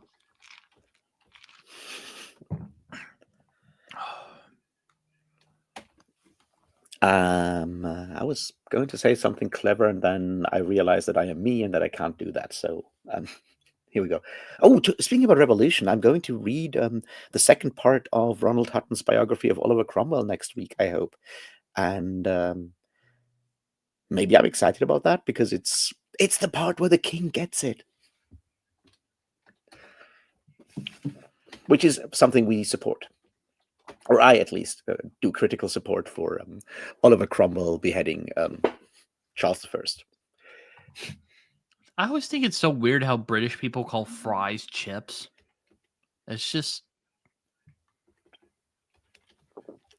Why is that a problem for you? No, it's not. It's just like it's not, but it's just kind of weird, you know. Because when I think of chips, I think like potato chips. So I think when they say fish and chips, I think like it's like fish and like potato chips or something. And no, it's fries. It's Well, probably a Yankeeism. I don't know.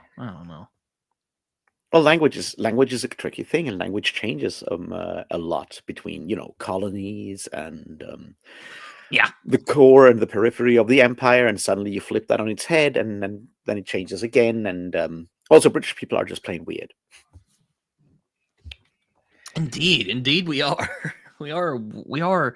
They are an interesting people. They've had very long history. Yes, Thornell, you told that story before, I think, on one of Matt's pubs. I remember that story.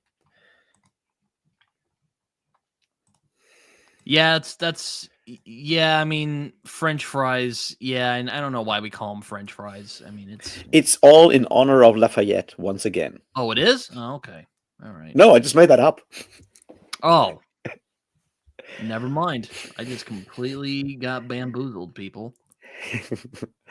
Or maybe it's because you want to insult the Belgians, which understandable.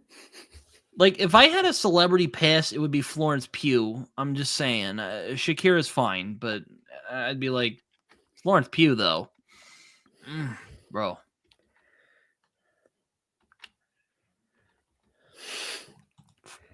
Florence Pugh, I would just, oh my God. I had some friends who were like, bruh, like Sydney Sweeney looks way better. And I'm like, maybe. You might be right, but like, I don't know. That husky voice and just, like, oh my God. There is a very, very bad joke that I am not making right now about this whole conversation. But yeah. Let's not go there. Oh man. Oh, is she? Let me. Jared's on right now. That's awesome. So everyone, I watched this guy called Tom Grossi from time to time. If you're familiar with American football, you might know who he is. Maybe. You can go rate him and say Britton sent you here.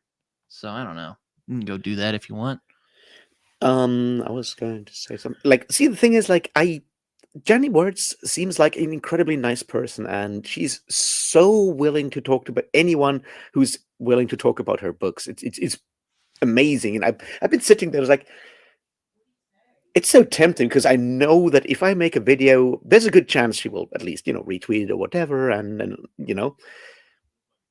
But at this point, am I making a video about? Am I reading the book and making the video just so I get her attention, or am I making that because I think it's worth doing so? And me being me, I've decided to. Well, I mean, obviously, I'm going to wait until at least another audiobook comes out. But until then, I'm going to stay away from all the Jenny Words and conversations on the internet because I haven't read the books yet.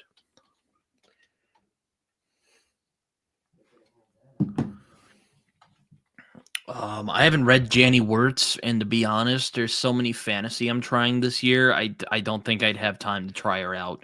In 2026, maybe it'd be a different story, but I don't know. We'll see.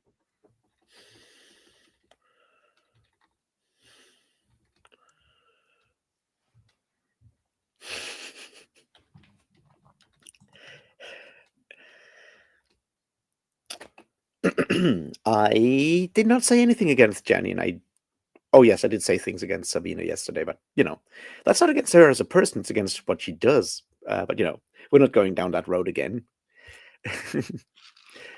Oh yeah, and another nonfiction book that I'm going to read and I'm really excited about is Summer of Fire and Blood, which is not about one season in Westeros. It is, in fact, about the German Peasants' War, which was a fun Peasants' War. Unfortunately, not one that succeeded, but sometimes you just have to take the fun and leave it at that, I guess. Yeah, who is Sabine? I'm kind of confused. Sabine Hossenfelder is a science YouTuber. She's a physicist. She's got a PhD in physics, I think, in theoretical physics, if I'm not mistaken. And she does science communication videos about, well, started out about physics, and it has become a broader thing.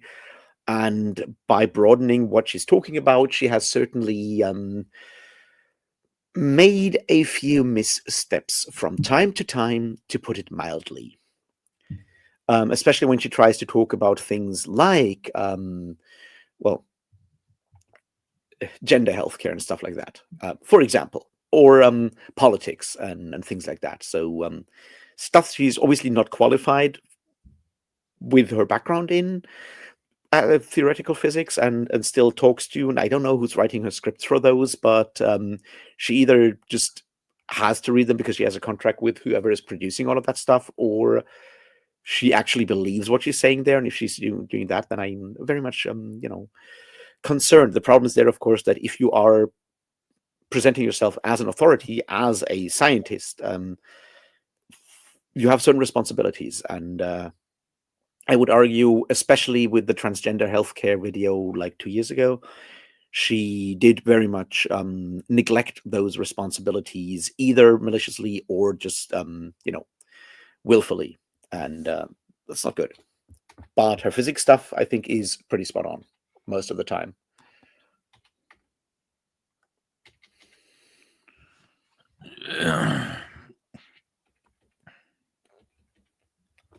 I don't know anything about this. I don't watch science YouTube, so it's kind of funny, isn't it? I like science fiction so much, and like I'm not really like a science dude. I think like a basic understanding of science is a really good thing. I mean, I have a basic understanding of like science. I think so anyway.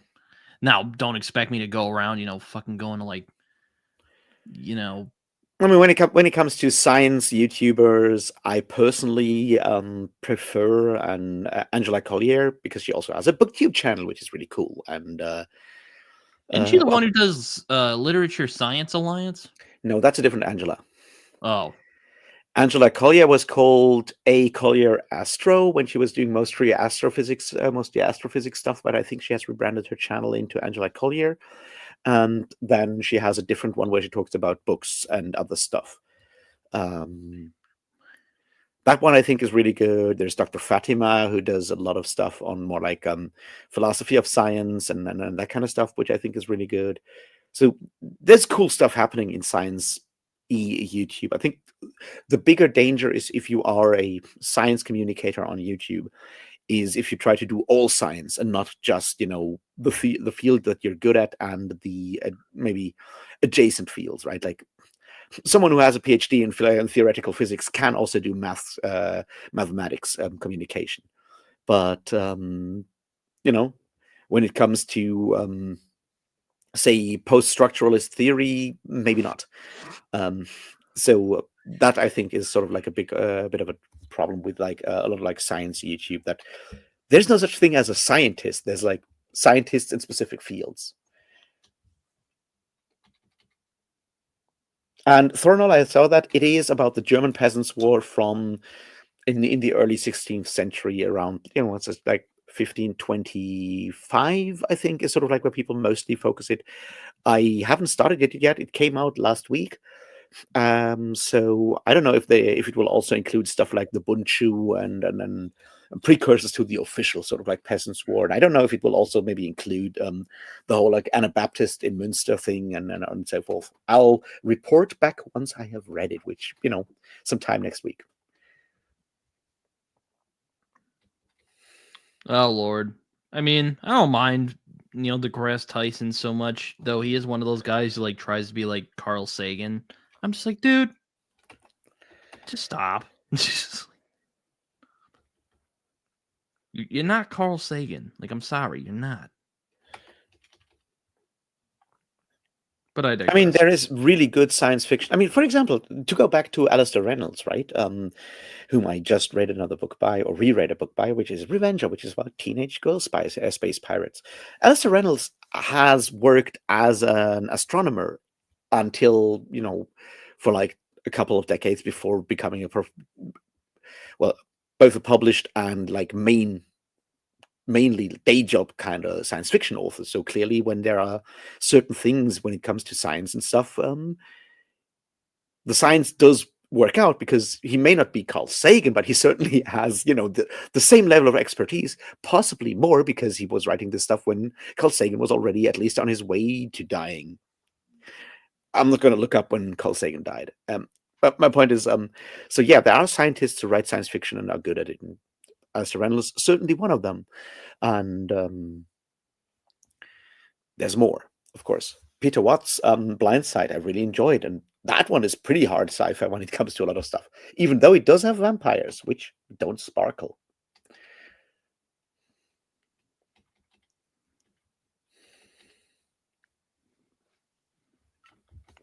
Childhood's End's very good. From Arthur C. Clarke. I haven't read any of his other stuff. No.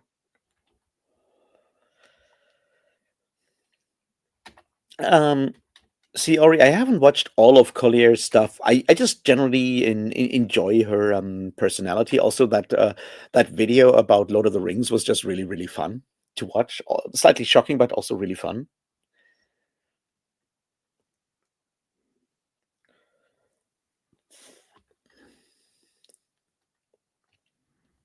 Blind Sight, Thornall, is what he was talking about.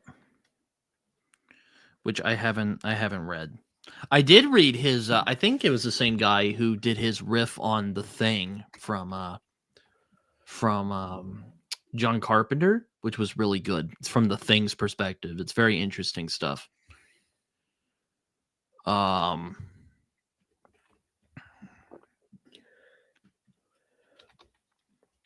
Thornall, it's a really cool book. I did not get into everything I wanted to say in that video because it's slightly rushed, right? I did start reading this book this morning, and I've read the entire book in one day, and then I had like 15 minutes to make notes and sit down and start filming because pirate books, pirate videos I can only film outside because I can't swing a saber under my bed, and that means Please don't try that, Raph. Don't try that at home. And that means I had a bit of like a time pressure there, and I looked at my notes afterwards. I'm like, I did cover everything, but I am still there's more stuff coming that I remember now. I'm like, oh, I should have mentioned this and mentioned this. Now the good thing is that since there are 3 of those, as Revenger, Shadow Captain, and Bone Silence, I can take some of these and put them in the next video when I talk about Shadow Captain, which hopefully helps getting all of the things in there that are cool. But it's a fun book, and it's all about like how money is maybe bad, sort of. Yeah, Greg Egan as well. I haven't watched that because Love, Death, and Robots is such a mixed bag. Like, there are some brilliant episodes, and there's some that are just fucking like, what? Who thought of this? Let me think. I guess I was a little productive because I did finish Yiddish Policeman's Union and If Bill Street Could Talk this week, so maybe I did a little more than I thought.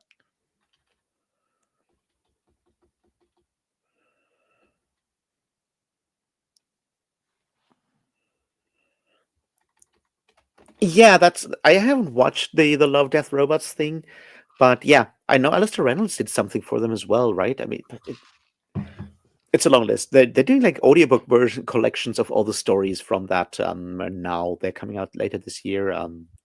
I might just pick that one up.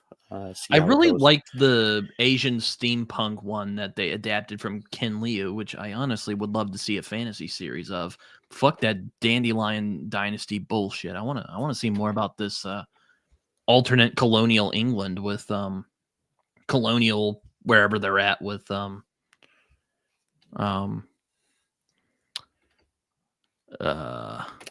yes, I second what Colton said. Fever Dream is a really cool story. It's what if vampires, and he's pretty close to sparkling at some points, but he's not sparkling, and it's vampires on a Mississippi steamer in the 19th century. It's really, really sort of like Southern Gothic in that regard, I guess.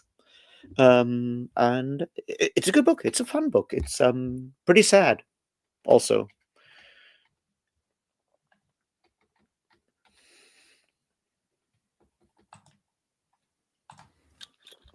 Kind Oh, of Beyond sick the of Aquila vampires. Rift, and like I don't know which the other one was because you know. I can barely keep up with my thoughts as well. So So Thornall, have you read the Fritz Lieber short story The Girl with the Hungry Eyes when we're talking about vampires?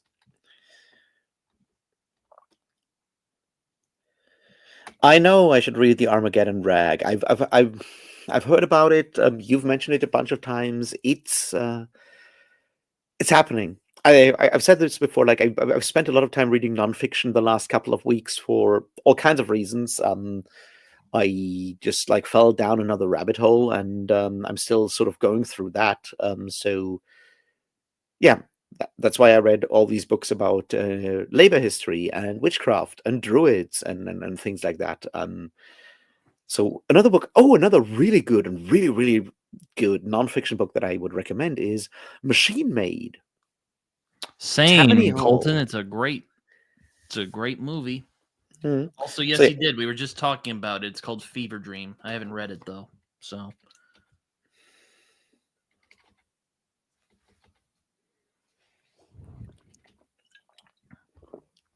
I feel like it would just be low hanging fruit to say that Twilight sucks at this point. But to be honest, I'm kind of tired of vampire stories. Like, I want more fucking good quality werewolf stuff, man.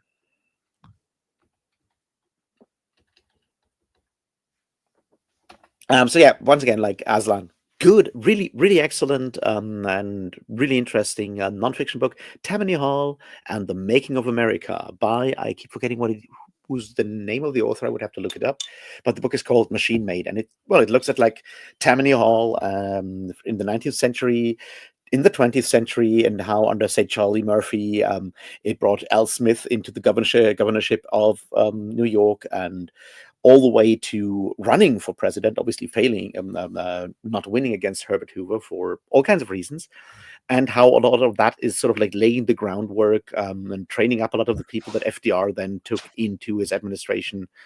Francis Perkins and Robert Wagner being two of those that lead to a lot of like the sort of like social security things that the New Deal kind of brought into America. And I think it's a really interesting book because it kind of shows how building sort of like connections for the poorest of the poor and integrating new immigrant communities.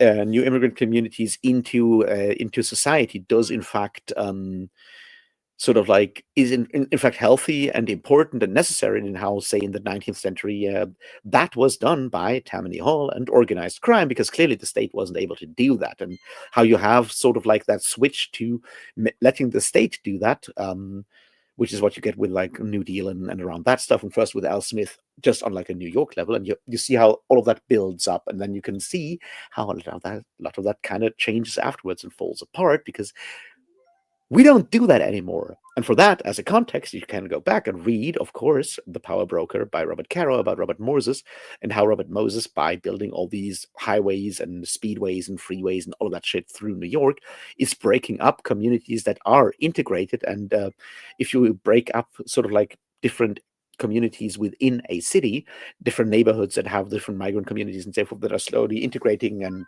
have all these social connections that a society needs, you are making it impossible for new arrivals to a country to actually become fully enfranchised citizens, because you're taking away all of these parts that are, important for our social life, having, stores, having connections to other people from different backgrounds that have been there for a while, building these, networks that make a specific part of a city worth living, and how that has, broken apart and leads to a lot of problems that you clearly have in society nowadays when it comes to integrating migrants. Or, well, I mean, I guess what you now do is, apparently in New York, is you basically try to out fascist Trump in order to get your all of your corruption stuff swept under the rug, or so I've heard. I have read Those Across the River, and what a fucking 180 this book is. Tale of Two Books, is as I like to call these type of books. First half really strong, and then the second half is an embarrassing comedy of errors. I did make a video on Those Across the River with my friend Jason. So yeah. Thornall, I'm pretty sure you will enjoy at least some Fritz Leiber stories. Maybe not all Fritz Leiber, but there is, of course, Gathered Darkness, which is all about a revolution that is also praising Satan. There's that. There's more to it, but it's the revolution is fighting against the church, and they all always say "Hail Satanas," "Hail Satanas" when they as a countersign when they break up, have their meetings and all of that. So I'm sure you'll like that. And then there is Our Lady of Darkness, which is very specifically urban horror, urban fantasy in weird ways. It also references Clark Ashton Smith and Jack London. And it's about how the city is trying to kill someone because the city is, well, angry. And that city being San Francisco, I think, or LA. I always confuse those two because, California is just like this weird place that doesn't exist, or so I'm convinced. I heard there's one where he makes fun of Texans. My friend Joseph really liked it. Which one? Apparently Fritz Leiber wrote it. I forget the name of it though. There we go. Between Two Fires is probably the best Buellman book I've read because he's one of those writers, kind of like Laird Barron, where I want to like him, but he makes choices that I don't agree with. Like, I know a lot of people are raving about The Daughter's War at the moment, but I thought that The Black Tongue Thief was pretty mid, to be honest. It was not that good. Between Two Fires is very good though. I do like Between Two Fires. It's probably the best one he's done so far. So, yeah.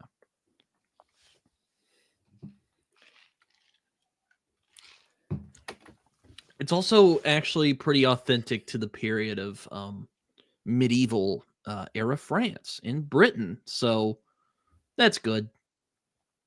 Because a lot of fantasy authors kind of just, splurge stuff together, which is fine, but, There's a new M.R. Clark thing coming out next month that seems to be historical horror fantasy set in 12th century England, I think. So I don't know if it will include werewolves or not, but it's supposed to be horrors and undead and stuff. So keep an eye out for that one. It might just be really good. I don't know. Yes, I actually think that the climax is probably the weakest part of the book. When they go to hell, which I won't say much more aside from that. Hey, hell can be authentic. Yeah, I mean that I could see that. It has a similar atmosphere to something like Bloodborne.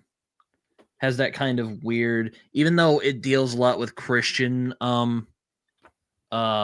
I don't want to say mythology, but that Christian lore and stuff. It does have that kind of eldritch horror at points.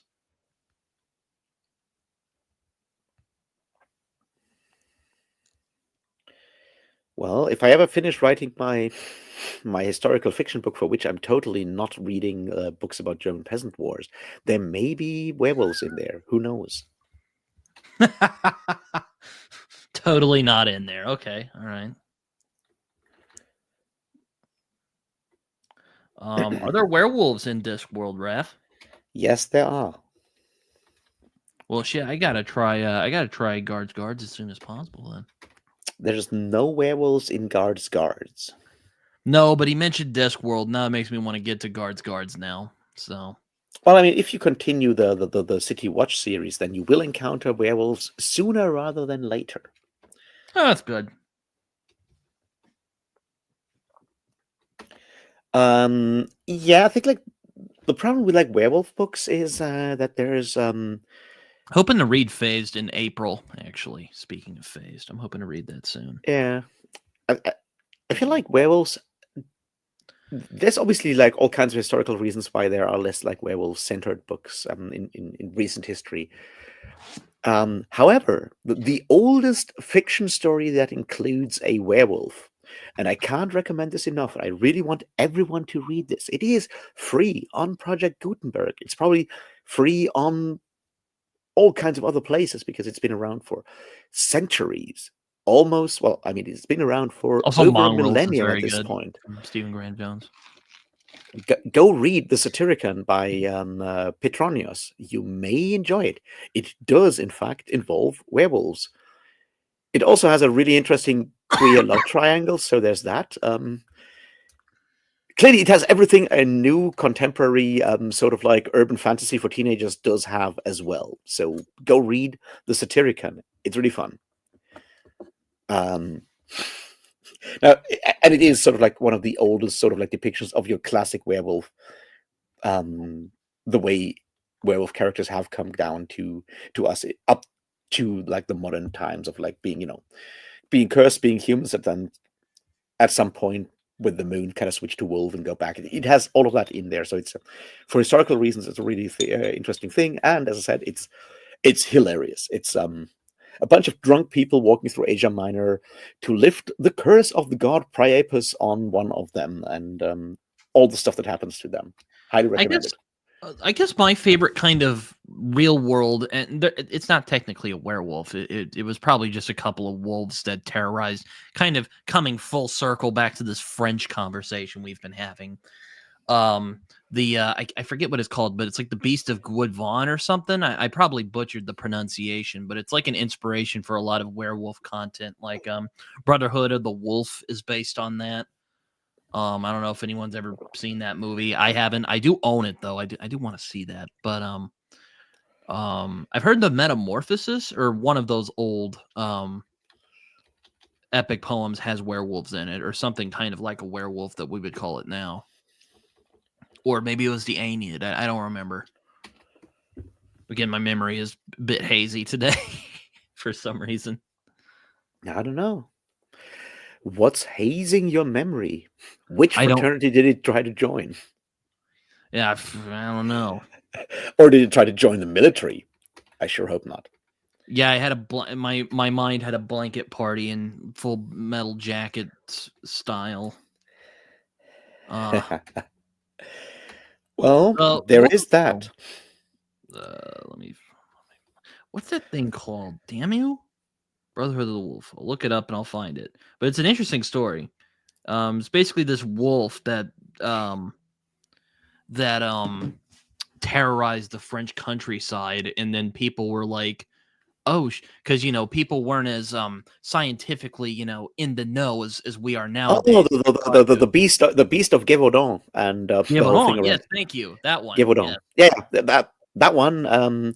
There's a Powerwolf song about it, which sucks because Powerwolves suck. But the movie was pretty. The movie was pretty solid. You would think that would be a good. That you'd think that would be an awesome song for a metal band. I guess not. Is it bad? Like, why is it bad? Is it just because the band sucks that made that song? Are they? Do you mean like they're bad, or is just the song bad? No, the band is bad. Like they're bad people, or they're just bad at what they do, or both. They are very, very good at what they do, which is why they're incredibly successful. Which means that what they are doing is actually bad. Shit.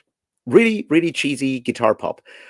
Maybe not as proto-fascist guitar pop as Sabaton, but it's in the same league, I would argue. You're not a fan of Sabaton? Well, I do own the special and limited edition of The Art of War with a reprint of Sun Tzu's Art of War as part of the CD bundle. They have kick-ass music. They have kick-ass. I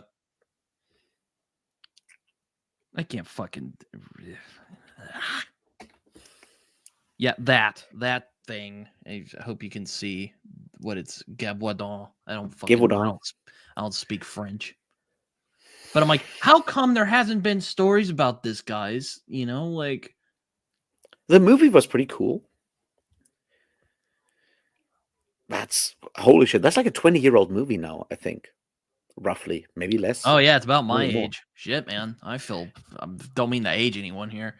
But I remember when I saw that back when it came out, it was absolutely fucking impressive as a movie. Like, holy shit, Europe can actually do cool horror action movies that don't look kind of crusty or anything. They don't look corny as hell. Yeah, but that's the thing. Like, it doesn't look corny as hell, but it still does not look like a Hollywood production, right? It looks it looks European, but it looks high quality European in a way that, say, Name of the Rose did not necessarily pull off. I have learned a lot from my friend Slay, who is a big fan of like black metal and things that I probably didn't want to know, to be honest with you guys, because you know, there are some crazy ass people in metal, is all I'll say, especially black metal, because apparently there have been multiple people who are murderers who have been in black metal, which I'm like, why? Well, God, Do you not want this hard. do you want a serious explanation for that, or not? I mean, I expect the serious answer is that maybe black metal just attracts mentally unstable people, but that might be. No, it's far different. It's more than that, and it's different from that, and it is very much about like sort of like youth culture and a lot of that, because you have like reinforcing sort of like elements of that and trying to be the most absolute, the most extreme sort of like youth culture in a lot of ways. And yes, that always draws unstable people, and that has nothing to do with like black metal. It's just like if you go to the fringe, it's the same thing, which is why you have like a lot of like overlap with like neo-Nazis and some part of black metal, for example. It's like you have certain extreme fringes where Like there fatalism was a guy flips into violence. there was a guy who, like, I don't know if this is black metal, but there was a guy who like would use steroids, and then he tried to fucking he tried to hire somebody to murder his wife. I'm like, what is this? Oh, no, that What is is not black that? metal. That, my friend, is very, very Christian metalcore. Well, yeah, no, I mean, I guess that's not black metal, but like seriously, like what is this? It's well, as I say, like he's Why are you ordering? Why are you trying to hire somebody to murder your ex-wife? That is too far, buddy. I keep forgetting his name because it's like those metalcore bands. Is it Tim Lambesis? Am I confusing him with a different one? Who knows? But yeah, there's a lot of stuff going on there. But it's important to understand he's straight edge radical Christian. That is not what Satanists are all about. And Satanists you may find in black metal. So Okay, which kind of explains what I mean. Is it's about the extremity in general. It doesn't have to be black metal. It is about being extreme in one way or another. That attracts extreme personalities up to a point. I mean, With like black metal in particular, you have like the whole thing, like the church burnings, the murders, all of that stuff. You have a relatively small country, or two or three small countries, those being Sweden, Norway, and Finland, up to a point, with a very, very dominant Lutheran kind of Protestant church in Norway, for example, very repressive sort of like system at the time, and rebelling against that took some extreme forms. And you have that entire youth culture that is sort of like reinforcing different things and sort of like self-radicalizing itself in a lot of ways, and that's what led to a lot of that stuff, I would argue. So it's not necessarily tied to black metal, but I would argue that the specific forms of black metal were sort of like one way of expressing those sort of like feelings in some parts. But there's books about that.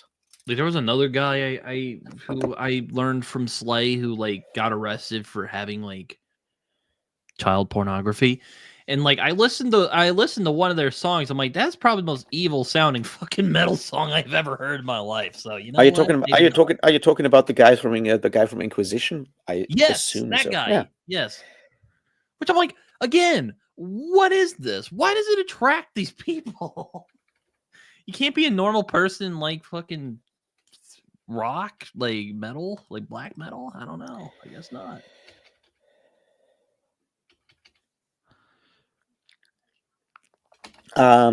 Yes, Aslan, I would recommend reading Name of the Rose. Just be aware of the fact it is not supposed to be a realistic depiction of a medieval monastery. It is, in fact, the absolute opposite. It is very much a subversion and deconstruction and all of that of what we imagine the Middle Ages to be like. They had So some kick-ass album don't take it art though. seriously. They had some kick-ass album art though. In what's the band called again? Inquisition. Inquisition? Oh, could be. I mean, I don't know. I'm like, why does metal get all the fucking kick-ass album covers? I don't get it. It's not fair. Because metal music was full of nerds back when heavy metal started, so they asked their favorite cover artists that made all the paintings for all the Conan covers that they used that they read, and asked those people to do all the artwork for them. Which is, well, you have a ton of Frazetta and Michael Whalen artworks on a lot of like heavy metal albums, because that's the kind of books they enjoyed, and then they just like, once they had the budget to do that, they're like, hey, so can I get Frazetta to do artwork for me? Can I get Michael Whalen to do artwork for me? And that's how you end up with all the Elric stuff on all the Sirith Ungol albums, and with all the Frazetta stuff. I mean, to be fair, Frazetta you already have with bands like Dust in the 70s, right? Been around for a while. And then you establish an aesthetic that kind of follows that direction down the ages. Well, Song of Ice and Fire is a mix of different historical sources. It's not like I don't think it's supposed to be a one-by-one adaptation of the Middle Ages.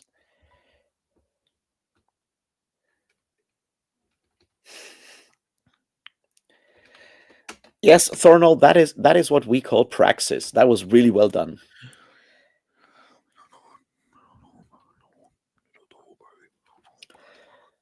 I think, Colton, the best one is the first one. Fellowship is the best, and after that, I think they go downhill. And that is partly just I had because a feeling he was being sarcastic, but I just had to note that. maybe.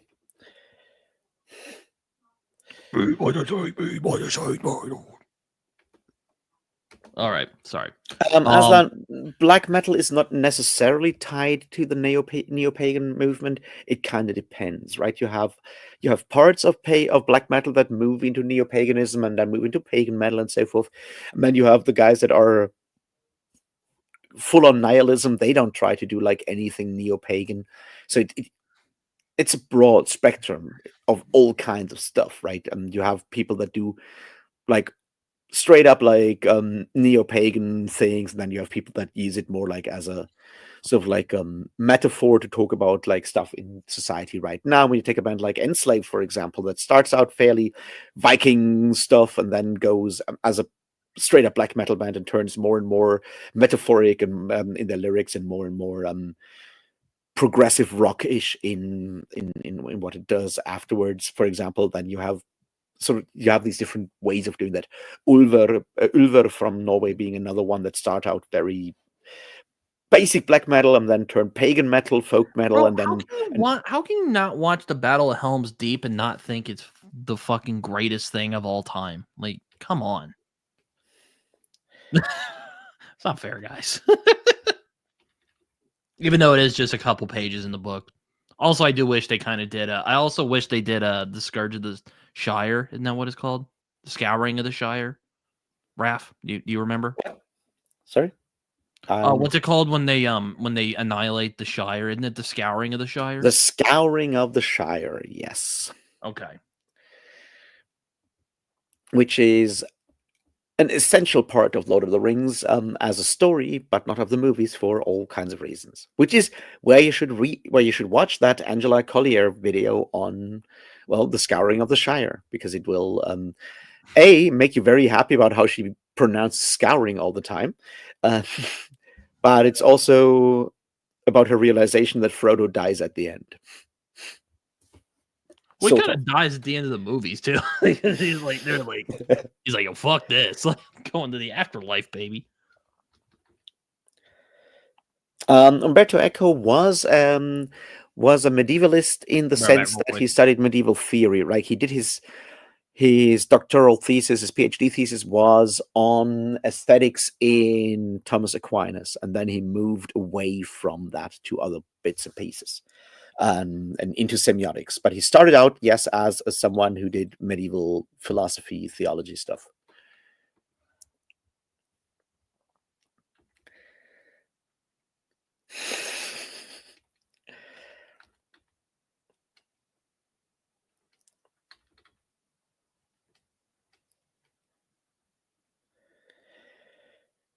Well, there you go, Max Garfield. I guess saying Norway 3 times does summon you, because I think we've mentioned it about something else before today. So I guess we need to say it a couple of times before you show up. How you doing? You're gonna say, "Oh, Max here."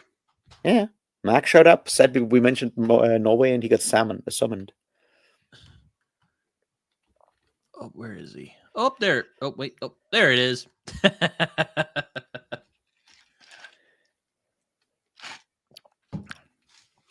That sounds like a good, like, cozy fantasy name. Like where like it's like a goblin who tries to start like a bakery or something. Which Now, everyone if write that someone down. if someone had thought about that before, wouldn't that be surprising? Speaking of, I think coziness is fucking over. The next no. The next Travis Beldrain novel is called Brigands and Bread Knives. I think coziness is done. You can forget your lattes and your bookshops. This is going to be violent and grimdark, cozy fantasy or something like that. I don't know, but Grim knives are out. cozy. Hmm? So sorry. Please. Grim cozy or cozy Grim dark, I cozy. guess. Cozy dark. Yeah, cozy dark has a better ring to it, actually.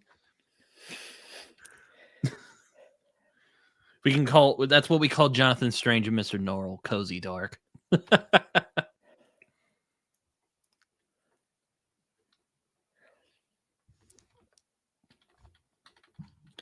See the something of something.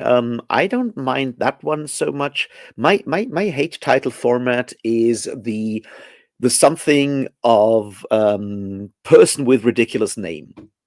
You know, Oh.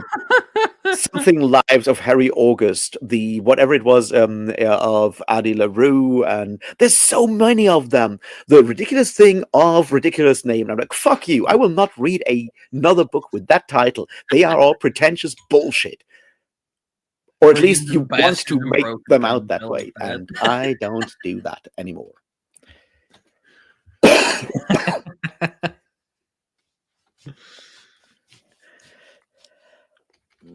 Yeah, the world's an interesting, strange place. So, it's.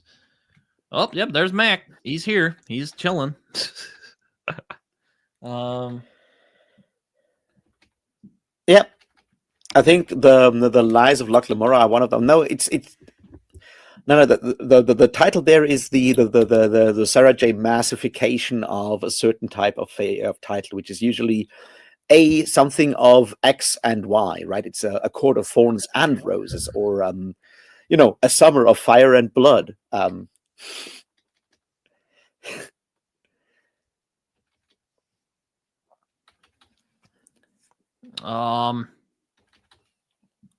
one of my Lies of Locke Lamora is a very good book, I think, in my opinion. I enjoy it. Yes, exactly, Ori. The 7.5 Deaths of Evan. See, the only one that worked there was the 13.5 Lives of Captain Bear. That one I stand by. That one is solid. It's also like a decade older than any of the others.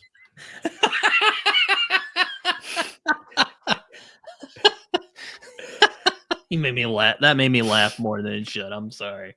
But the shit of Lord Foul Ass is my next book. Well, That's funny. also, you might want to check with Stephen R. Donaldson if Lord Foul is in fact a trademark at this point. The shit of Lord Foul Ass. I like that. That's good. Be a fun parody. Oh man, what's my least favorite kind of? Here's a question I'll ask you guys. Do you think I should do a romantasy episode for the Fate of Fantasy at some point? Because I feel it would be really disingenuous if I didn't do like an episode about it at some point. Not like right now, but Well, I mean, Thornall, I am reading Blood and Mistletoe right now, which is, a fantasy ass title, but it's a history of the Druids. And I'm going to read Summer of Fire and Blood next week, which is, the most George R. Martin sounding name I've heard in a while, but it's, a history book. Did you make up the one about the 22 murders of Madison May, or is that an actually real one? Because I know the Evelyn Hardcastle one is real. I'm not sure about the other one there. Only do episodes on things you're informed enough to discuss or haven't informed yet. That's a good idea, Ori. That's probably what I'm going to do. Like, if I do like a romantasy, I might get like Laura or somebody who've done like romantasy and you'd be like, okay, what do you think about this, this, and this? Because like, if I just did a video of me just talking out of my ass about it, people would just be like, this fucking sucks. Yes, and I agree. Yes, just get someone on who is good who knows stuff about romantasy. Like, for instance, I'm hoping to do a sword and sorcery episode at some point. I don't know when, and I'll probably get like Raph. Get Liam. Liam. Yeah, I was gonna say Liam, and maybe Tim, if Tim would be like involved, if Tim wants to get involved. But yeah, there's people who know about romantasy, and having a conversation, having them sort of like explain it to you might be an interesting format, I guess. I mean, you tried to read Fourth Wing, right? Yeah, I read the first couple chapters, and then I'm like, I'm not gonna like this, so I put it down. Edith says, I have a feeling Britton is going to get on with Steven Eriksson's humor. Just a hunch. Get reading, Britton. Well, I have other things I need to read first, Ida. Okay? I have other things. I need to read Guard soon. Yes. Yeah, see, Ori, the first 15 Lives of Harry August I have read, and I have very dim memories. I think it was okay. I just didn't like it much. But it was okay. And then, yeah, the others came in and I'm like, I've seen this somewhere before. Yes, we have a book called Whorantasy, which is about a bunch of whores who finally get fed up with the adventurers and decide to take revenge. That'd be a good book, actually. I would read there. I would read that.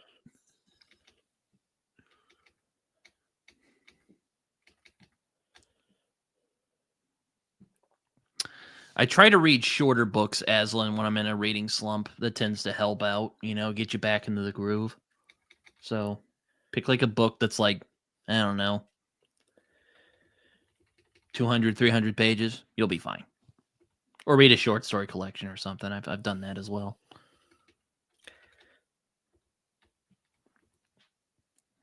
When I'm in a reading slump, Aslan, I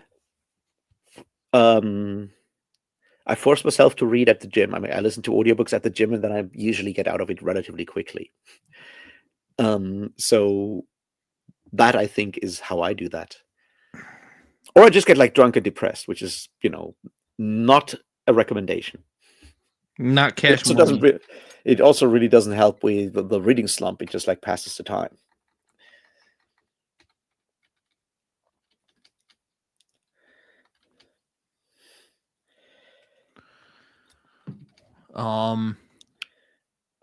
Yeah. But yeah, apparently, I mean, if Eriksson has very dry, dark sense of humor, I'm probably going to enjoy it. If Eriksson has different styles of humor.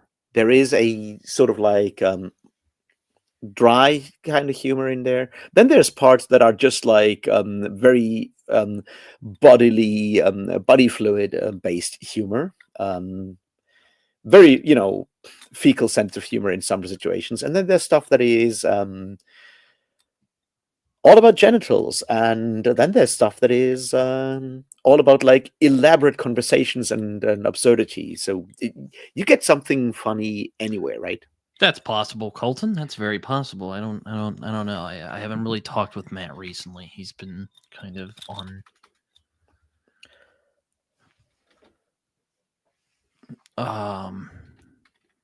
Yeah, I know. It's. Well, Colton, as I said, I watched him yesterday on Nerdy Cathy's the stream when he jumped in for a bit, right? And he was talking about how he's not been reading a lot recently because he's not feeling very bookish at the moment. So yeah, spends all his time playing those video games that are definitely the death of culture and the West. Oh, so I've heard, like 25 years ago, 30 years ago. Gotta love that cringe. Um, I mean, I haven't read Erickson yet, so I'm thinking in the summertime. I'm thinking that's when I'm gonna start Gardens of the Moon, but we'll see. He wrote a really, really ridiculous Star Trek parody as well. If Yes, I've that's heard what, that. yeah, the Willful Child books are, well, they're funny. They also have a robot dog, so there's that. Robot dogs are always fun. Yeah. Still have to read the third one because I've only recently acquired that one. It is called The Search for Spark. And yeah, Spark is Dimitri, the robot Matt dog. Matt on Books is a booktuber slash streamer who does these things called Sunday Pub, which is kind of what we're doing here, except we don't call it that. It's basically called Matt's Not Having a Pub. Fine, we'll do it ourselves. Part 3. The second one I unlisted for reasons, and the first one was fun. They've been fun so far. Yes, yeah, I've read like both Willful Child and Willful Child Part 2, Wrath of Betty, and I am just missing The Search for Spark.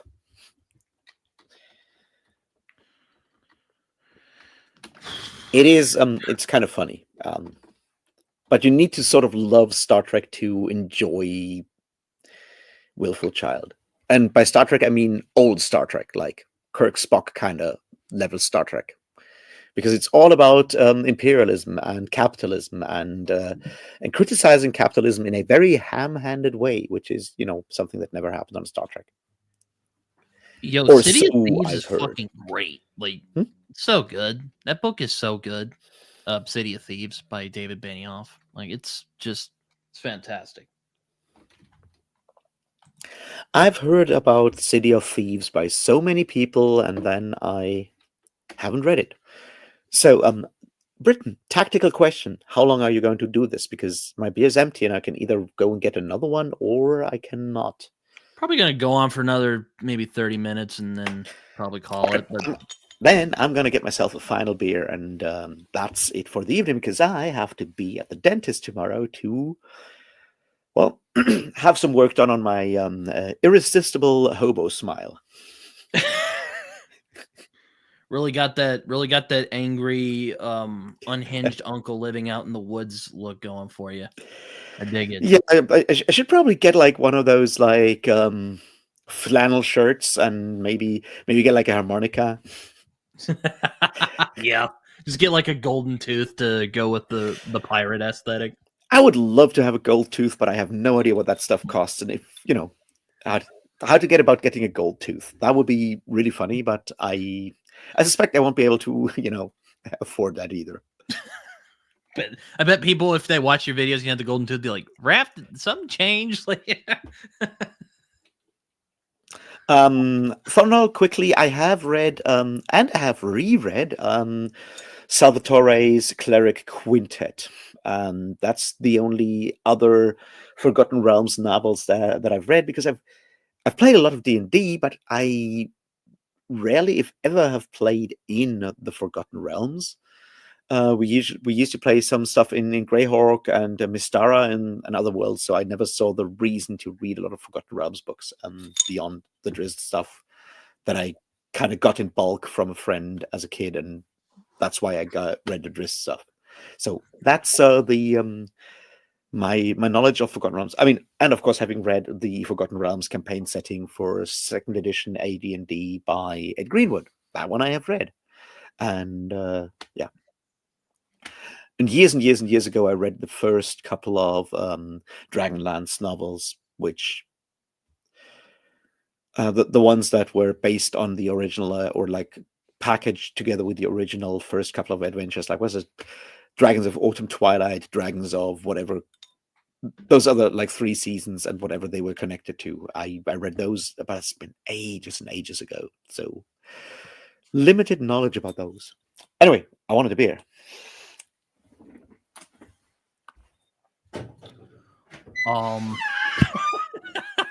Yeah, that would be something. I don't know Raph's mom though, so like, Someone made a comment. Oh yeah, Max said City of Thieves is so dark, so funny, so horny. Yeah, that's probably the fucking horniest book I've read in a long time. I'm like, damn, I didn't know the Russians were such horn dogs. Like, I thought like they were more like, bleak and depressive because I mean, Dostoevsky's a thing. But man, this is great. I don't know. I don't know Raf's mom, but from us, I guess from Oso's comment, she's probably doing fine.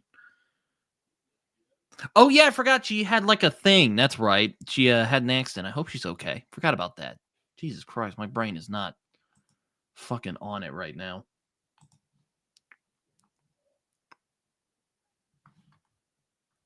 But yeah, City of Thieves is a really good book, and I enjoy it a lot.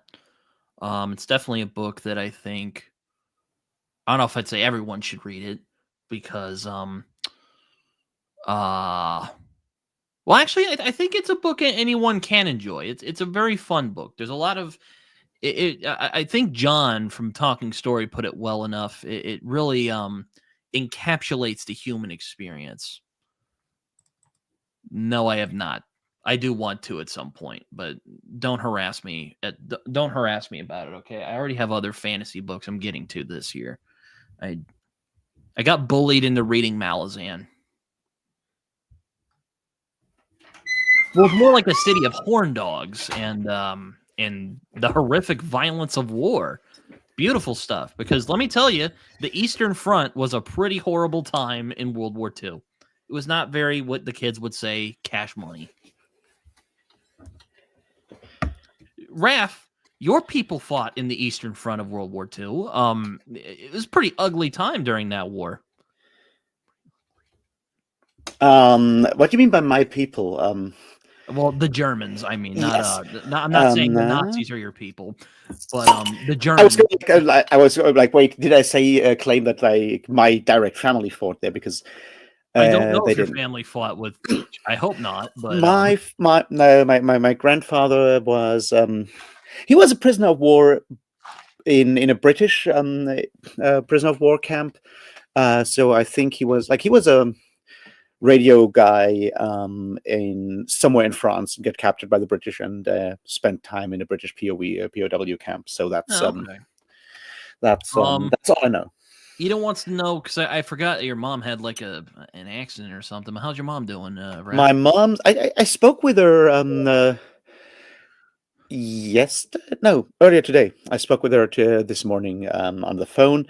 Her voice is still incredibly fucked. Like she has like a weird sort of like form of pneumonia and is in the hospital for that. But she's certainly on the way back up, I would argue, which is good. So yeah, she's fine.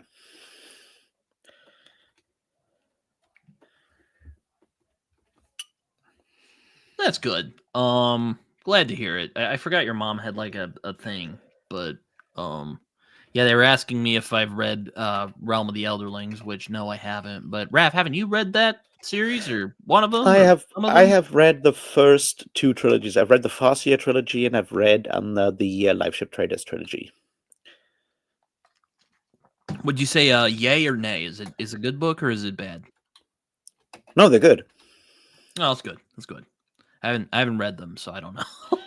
No, they're absolutely they're very good books. They are slower in pace and they are always very sad. Yeah, that's what I hear. I hear that they're pretty sad and they're also Yeah. a bit slow. But here's the thing: like, I just had this idea for a business venture that I want to start, and Oh God. people always ask me about beer and stuff, and I figured I could start a brewery, and I want to go into like the craft beer business, but I want to make it better, right? I want to make it more exclusive, and I figured what we would do is it's about where you source your ingredients. So I figured what I will do is I will start a small luxury craft beer and a craft brewery, and we guarantee that all our ingredients are sourced from ethically dubious places, possibly done by child labor, like conflict hops or blood hops, and so forth. And I'm going to call that brewery De Beers and see how that works. I don't know if I want to know what I don't know if I want to know where that. Meg Nino Alex is here. Hello, man. I like the T-shirt in your profile picture. Big Daredevil fan. But more like Robin Saab, am I right? Well, according to some people, yes. Hey, Alex, how you doing? I enjoy sad books. I mean, I read Mystic River, and I think that was my second favorite book of 2023. So I like sad books. But my family sometimes asks me, like, why do you like these dark books? I'm like, I don't know why I like these dark. I'm just attracted to darker things for some reason. See, I like dark books because I like to read in bed, and it's better on the eyes if you have dark books. It's like picking night mode for your phone, right? But for the soul. It's a good point. Also, it reminds me that even though our reality can get pretty bad, at least it's not that bad as it is in some darker books that I've read. At least we're not in the first law. At least we're not in the road, like, oh man. First law, wizard's first rule, who cares? Forget all of those rules, burn them down, burn down the law, break the law. It's only like 3 chords. And it's about fighting against Maggie Thatcher, so there you go. Breaking the law is a good thing. Breaking the law, breaking the law. Okay. I don't know if Raph likes Judas Priest.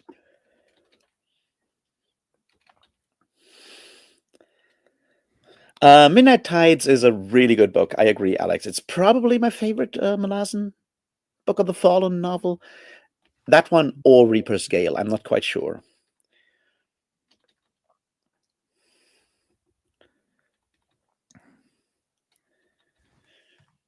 Oh yeah. Well, I was trying to see what Raph thought about the Eastern Front. It didn't go very well, but he did give some interesting information about his granddad. So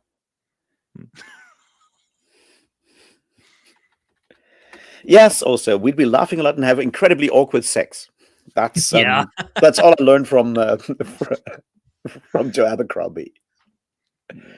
It's reading Joe Abercrombie is kind of like watching Doctor Strangelove. Like, it's really dark and fucked up, but at least you're having fun while the world's blowing up. We'll meet again. Don't know. Look, where. Thornall. No way. Okay, sorry. I think no, it's not about the Ayn Rand stuff. I think the Ayn Rand stuff is still fairly tame in Wizard's First Rule. I think it gets worse later. I just didn't like it much.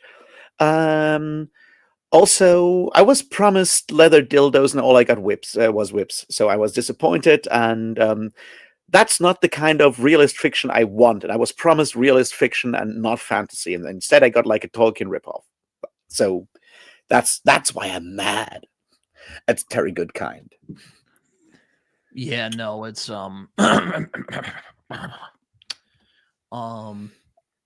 yeah, but as someone who thinks that Mystic River is like top 5 quality literature, I probably shouldn't speak too much about dark stuff. I mean, I like DC The New Frontier. That's pretty cheerful. Though it has its dark moments, but it's pretty cheerful for the most part.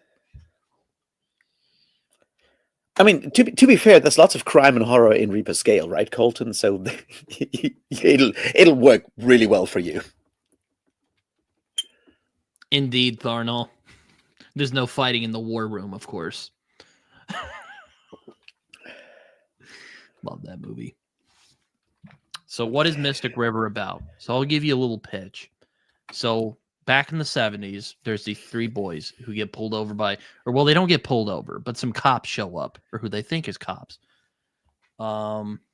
That's never the beginning of a good story, ever. Well, no, it's not. But it's let me go into it. It's Mystic River refers to the river that's by where the guys live, because they're in Boston and that kind of area. But anyway, so the cops are like, okay, you come with us, we'll take you down to the station. One of the boys goes, 2 of the boys are like, fuck no, I'm not going with you. I don't know you. Turns out those guys weren't cops, and the one boy gets horrifically abused and he manages to escape. Then years later, when they're all adults, one of the kids is a homicide detective. The other one's a former criminal who's gone straight and is trying to get a grocery store thing going. And the other one is basically like a social. I don't know what I don't know what Dave actually does.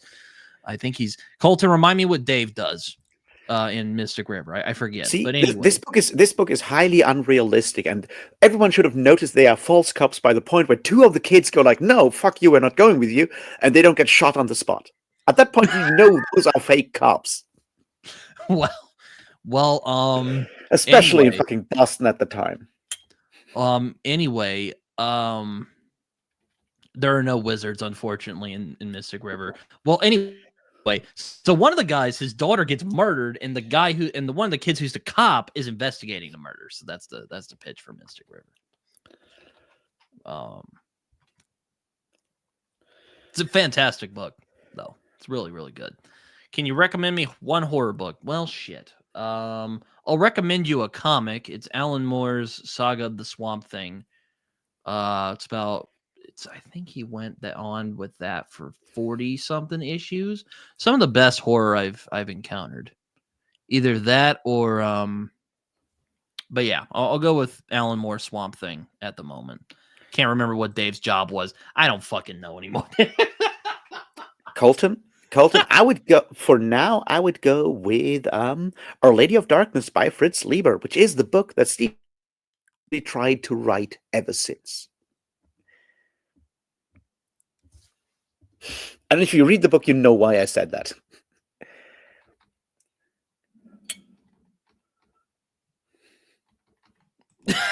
Or he's just straight up like throwing shade.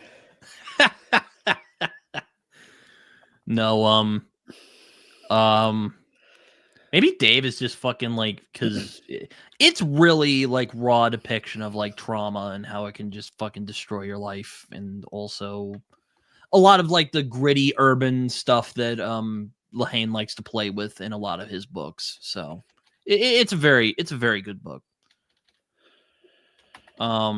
Might be one of the most gutting tragedies I've ever read, though. Like, my God, it's so sad. Max Garfield, yes, there is that, and I think that's like one of those fundamental things. It's one of those things that I always say, but like libertarian, right-wing, reactionary conservatives of the Ayn Rand kind of style, and people that find that interesting, are at heart cruel people. And you read Terry Goodkind, he's a cruel motherfucker, and the books are cruel in everything they have as, ideas, storytelling, justification, and so forth. It's like some people are good because they're cool and ubermensch. Some people are just losers and they suffer, and that's right. And violence is always justified, and so forth. It's a cruel book written by a cruel motherfucker who is justifiably dead now. Well, he died of cancer, so it's not like he got murdered or anything. No, but well, he's dead, and that's good. I don't wish to speak ill of the dead, but yeah, Terry Goodkind was not a very good or kind man, I'll say. So here's a thing. Back when we still when MTV was still a thing, right? German MTV, we had German MTV, and they had like the MTV News thing, and they had this one guy who was a bit of a metalhead before he did other stuff for MTV and so forth, and as part of the MTV News things, they also brought up like ridiculous, kind of, win the Darwin Awards these days, right? And he always brought one of those up and goes like something, and it ended with like a massive idiot and justified and rightfully dead now. And I'm like, all right, that's media for you. People beheading themselves with their decapitating themselves with their own drone and shit like that. I said, Ori, I like dark ass shit. So I mean, if you don't want to read, I mean, it's not like berserk levels of harrowing and dark, but it is pretty dark though. So I mean, I'm warning you. No, I just don't like Wizards Rule because I think it's derivative crap, and also it's just like really fucking violent for. Like, not that I mind violence, like that's fine. The whole torture thing in the whole torture thing in Terry Goodkind is just bad. It's like someone going, I've read Wheel of Time and I'm gonna do the same thing, only worse. Because you know how, say, Daily Wire right wing comedy doesn't get the joke, but is clearly patterned after something that is already kind of cringe. The same way the kink torture stuff in Wizard's First Rule is relates to the kink torture spanking stuff in Wheel of Time, basically, and it's bad. It's really bad because there are no consequences for the guy who is good, who's also blonde and very Aryan looking, I guess. Also, yeah. Also, Colton wanted you to clarify what you said about Our Lady of Darkness because he was writing the title down.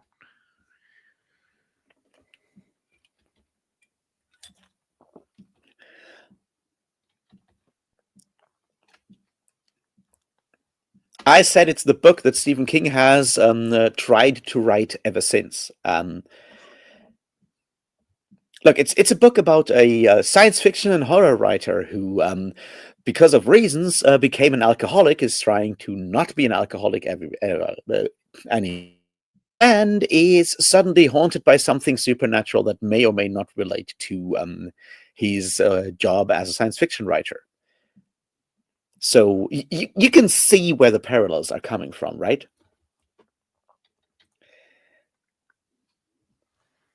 I don't need a magical sword to get angry. See, I'm superior to what's his name, Richard something something. No, like, see, maybe what with the world burning and all of that stuff, I should actually make a video on Wizard's First Rule and explain why it is so bad. I said I wouldn't do that. What's the book that was too dark? That's a good question. My first answer that comes to mind is probably Berserk, because there were points in Berserk where I was just like, Jesus, man, I need to put this down for a minute, especially when it gets to the Lost Children arc. That's some genuinely fucking spine tingling stuff, and I'm not fucking around. Like, I'm not being facetious. I am not being cutesy about it. I am being 100% fucking serious. It is Which one? Insanely dark. I still appreciate that arc, but I don't think I'll ever read it again. Another one is a movie called Hereditary, which there was one of those where it was so raw and real. I don't think I could ever watch it again. It was that fucked up. Yeah, see, that's why I said that's a novel that Stephen King's been trying to write for now. He's written like 20 of those, and he's still not there because he does not also, reference Clark Ashton Smith and Jack London, which something you should do. I mean, always. Oh boy, yeah, piss off all the Stephen King fans. Though Colton is recommending McCammon to you, so. Well,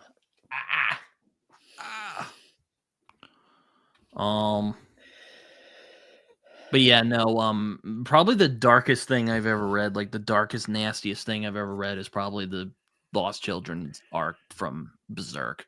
Because my God, that was fucked up.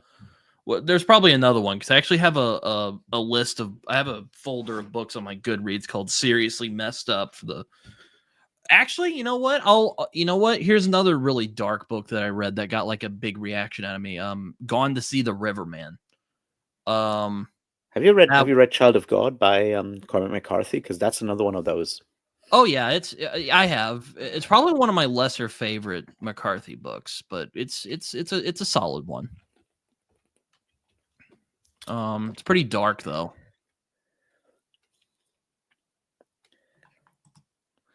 Yeah, Durfee. Wait, does Durfee like Good Kind? I guess so. Yeah, I don't know if Utah prison inmates is the kind of endorsement you want to have. On the other hand, compared to say Neil Gaiman at this point, they might just be the better option. Blood Meridian's but for the most part, most of the books and comics I've read that are fucked up, I'm fine with. I can read them and I won't get super Like there's some I'll be like, fuck, like that was fucked up. Like I've not like quit a book because it was too dark. At least not yet. I have put down books because they were really fucking dark. Like Gone to See the Riverman or Berserk. I have put those down because again, fuck man, it gets dark. I think for me it's more like I don't have a problem with like violence and so forth. I think it's more like if you read something, and it's usually more like in the nonfiction area, right? You read something severely fucked up and so forth because it is written by someone who fully believes what they are doing. You're like, holy shit, how can you do that, right? Like, you read if you study history, you may end up reading very hateful tracts by anti-Semitic texts written by anti-Semites, for example. That shit can get incredibly dark because you're reading something that is not supposed to be shocking or anything, but you have someone who fully believes that what they're doing is the right thing and what they're writing is the truth and so forth. That is the kind of stuff that kind of fucks me up. Aslan, read the Golden Age arc, and if you're not sold by it, then I wouldn't read anymore. Oh yeah, there's also a book I read called Beyond Redemption. There's a part where they have like an orgy, and it gets really fucked up as well. So yeah, there's that as well. I haven't read The Prince of Nothing, and after hearing the big twist of the series, I'm like, I kind of don't want to. I don't want to read that series now. I don't think Prince of Nothing is that dark in like, I mean, yes, it had violence and all that, but I don't think. I mean, that's not what am I thinking of Prince, or am I thinking is Prince of Nothing the Mark Lawrence one? No, that's Prince of Thorns. Oh, sorry. All right, never mind. Prince of Nothing is the Oscar Baker one. Oh yes, my buddy Sway loves that series. Loves it. A lot of people love it, and I feel like, how can I put this without insulting people again? 90% of the people who love the second Apocalypse, or at least the first part of the Prince of Nothing trilogy, love it for the wrong reasons, and that is both, one of the prime examples of like how an author can never. You know what? Actually, no. I'm sorry. Yeah. You know what? Actually, no. I'll give one that I realized was so fucked up, was so disturbing that I'm not even going to read it, and that is Hog by Samuel Delany. Because I had a buddy who described that book to me, and I'm like, no, I'm not reading that. That sounds really messed up. So that one, Hog, is actually. So yes, there is an answer to that. It's called Hog. Max Garfield, that's not Berserk. It's called Berserk. There's no vowels in there. There's no vowels in the manliness of Keanu Reeves. Conviction arc right now because I'm going to be discussing it with Chance Dillon and a couple of other people hopefully soon. But we'll see. But Hog, if Alex, you're still into this in this conversation,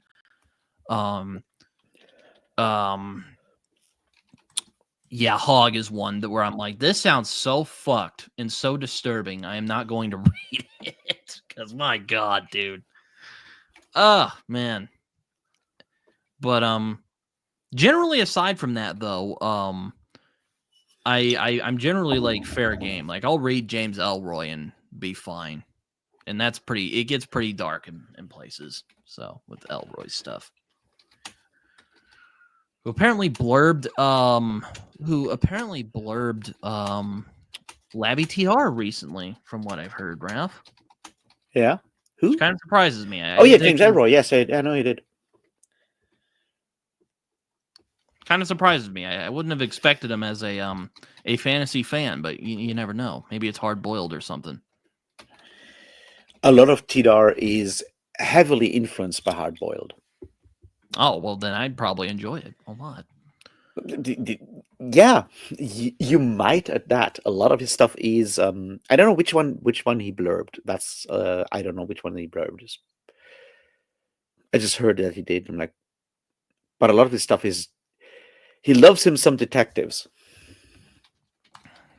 Even like the sort of like breakthrough novel beyond his steampunk thing, the Bookman, was of course Osama, and that's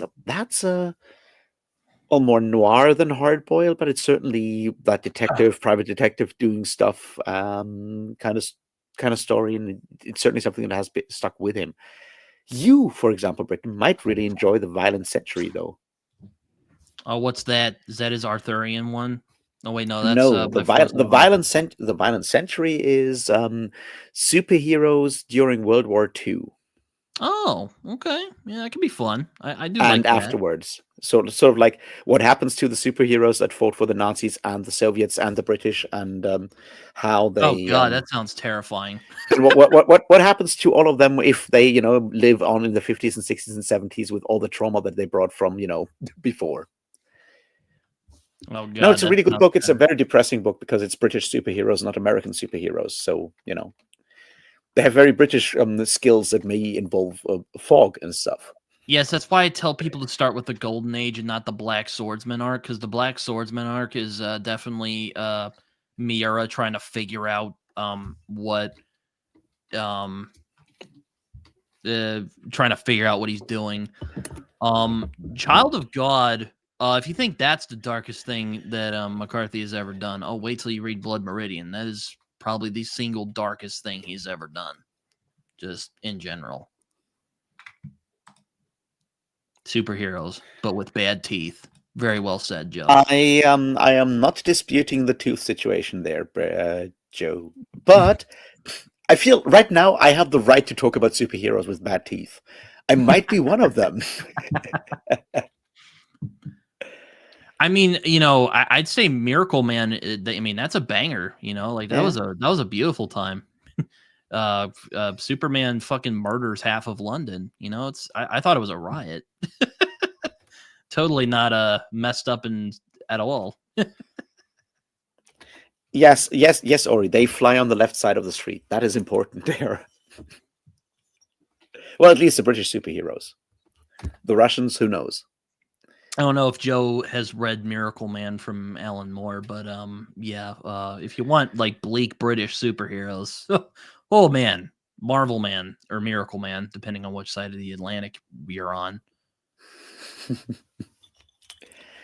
But yeah, like no, I highly recommend reading the Violent Century. It's a really fun, interesting sort of little book in its own right, and I think it often gets kind of overlooked because it's not as flashy with its subtopic than some of the other stuff that like TR has done. Right? It's not Adolf Hitler as a private detective in London. It's not. There is also Uber, Osama. which is a comic about the superhuman race against the Nazis, which I've read a couple volumes of, and it was pretty interesting.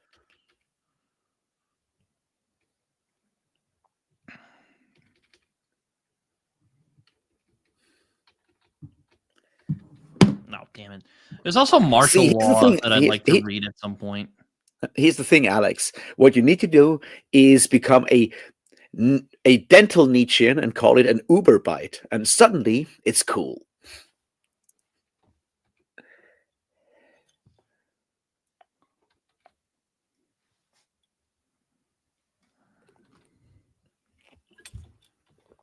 Oh yeah, don't even get started. Don't even get me started on the legal history of Miracle / Marvel Man, because that is a whole rabbit hole.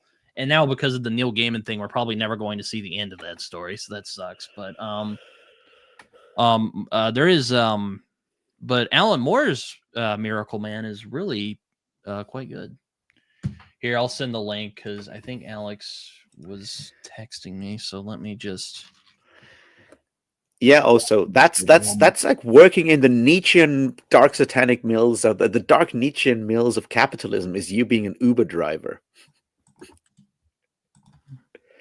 You're beyond good and evil.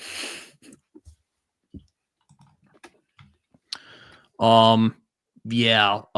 So I mean, basically, the lesson of Miracle Man is that superheroes would be fucking scary in the real world. Not even the Dr. Manhattan kind of way. It's like it gets really like fucked. Though it's more like a riff on Shazam than Superman, really. But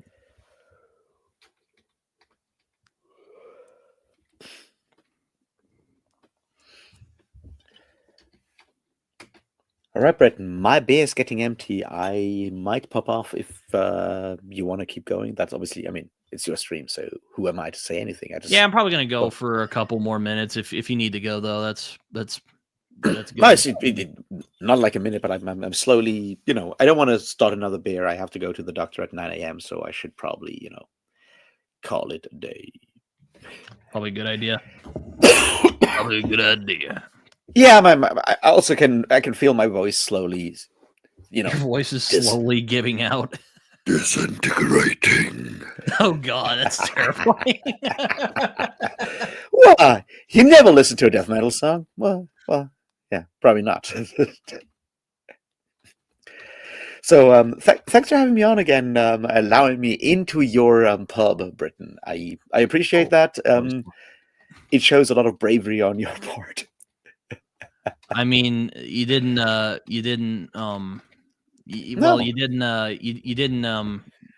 raise hell this time, so I mean, I try to be calm and collected, just like yesterday. I am a very civil kind of person at heart. So good night, everybody, and good night, Britton, and take care, man. Have fun, and I don't know, go read Revenger by Alistair Reynolds. It's cool. It also has a really interesting robot and other cool stuff. Well, Raph is gone. Max Scarfield says, Alan Moore writing messed up superhero stories? Shocked, I tell you. What's even more shocking is apparently in the 90s, he wrote some actually pretty fun and lighthearted superhero stories. As fun and lighthearted as you can be when you're Alan Moore. But yeah, no. But that is not my comic obsession at the moment. I am actually trying to do the Year of Lemire right now, where I read a shitload of Jeff Lemire comics for the whole year. And then hopefully at the end of the year, I can do a top 10 Jeff Lemire comics. Should be fun. But yeah, so I haven't read Tom Strong yet. So yeah. I don't know if Fantastic Four Life Story has Doctor Doom. I'm sure it does because Doctor Doom is like a big, Fantastic Four character. But it does have Galactus, I hear. And we have another person joining in. Alex, how you doing, man? I'm doing all right. How about you? I'm doing pretty good, man. I'm just talking about comics now.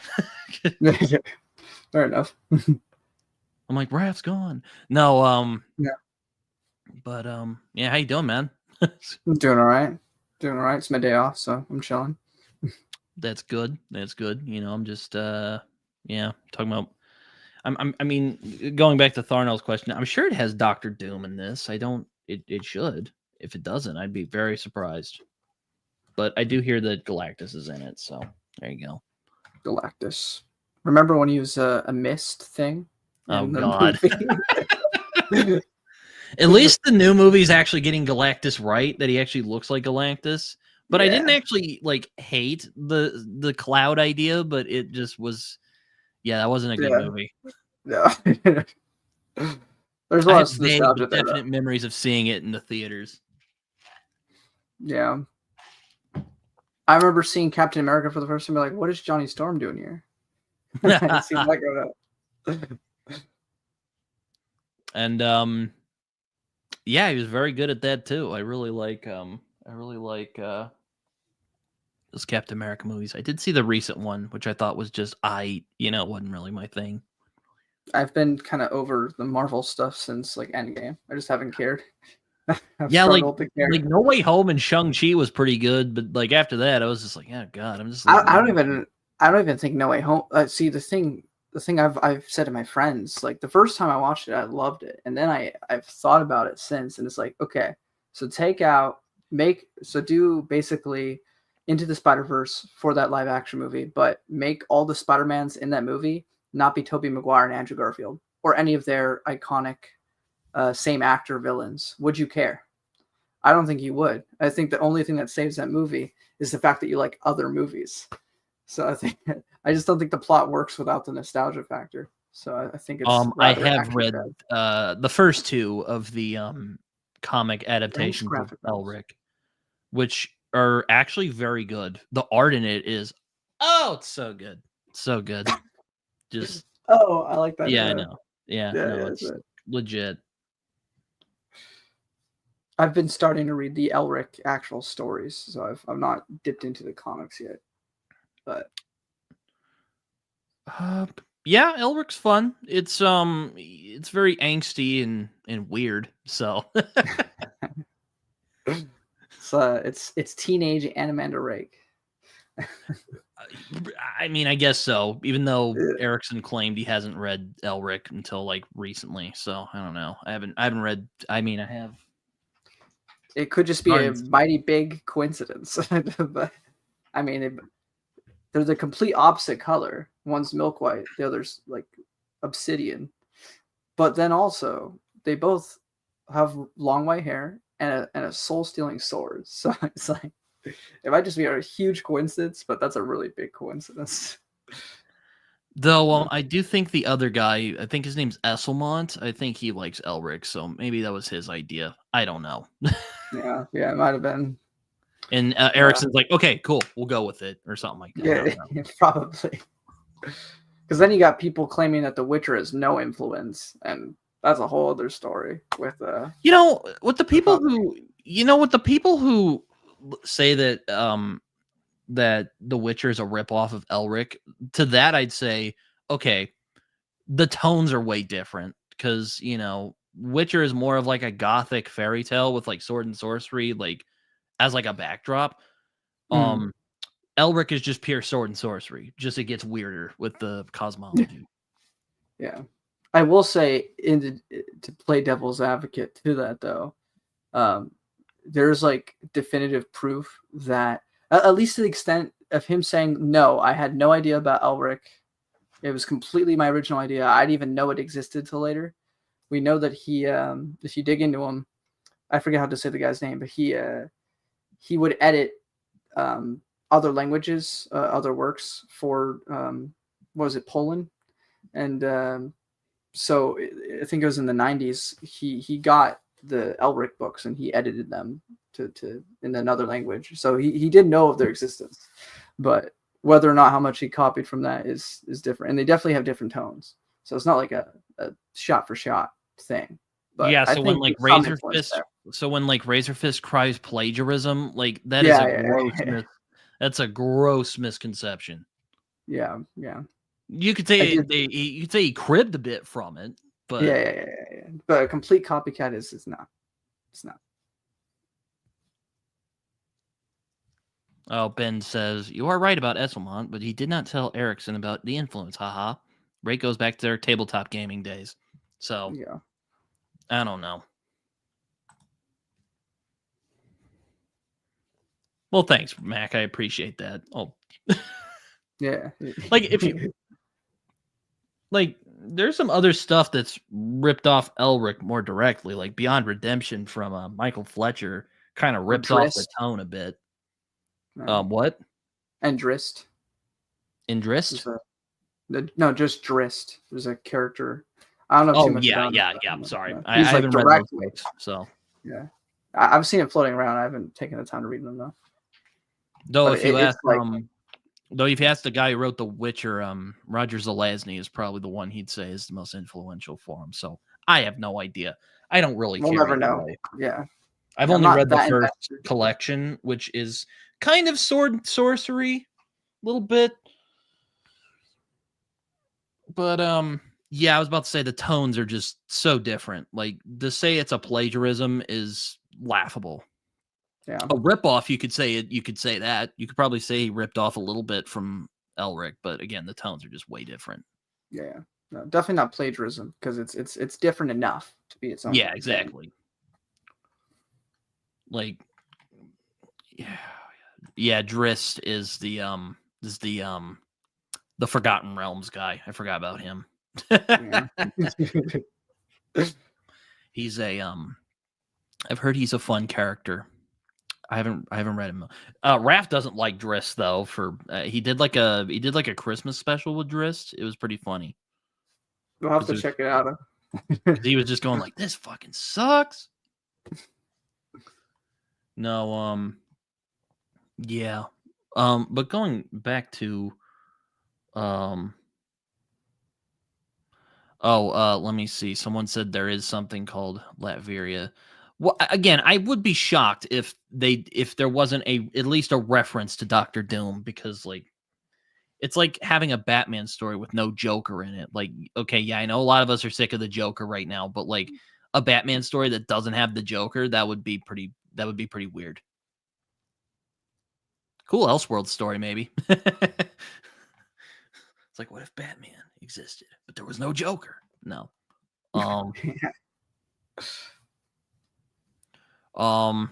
But yeah, no, I'm not. I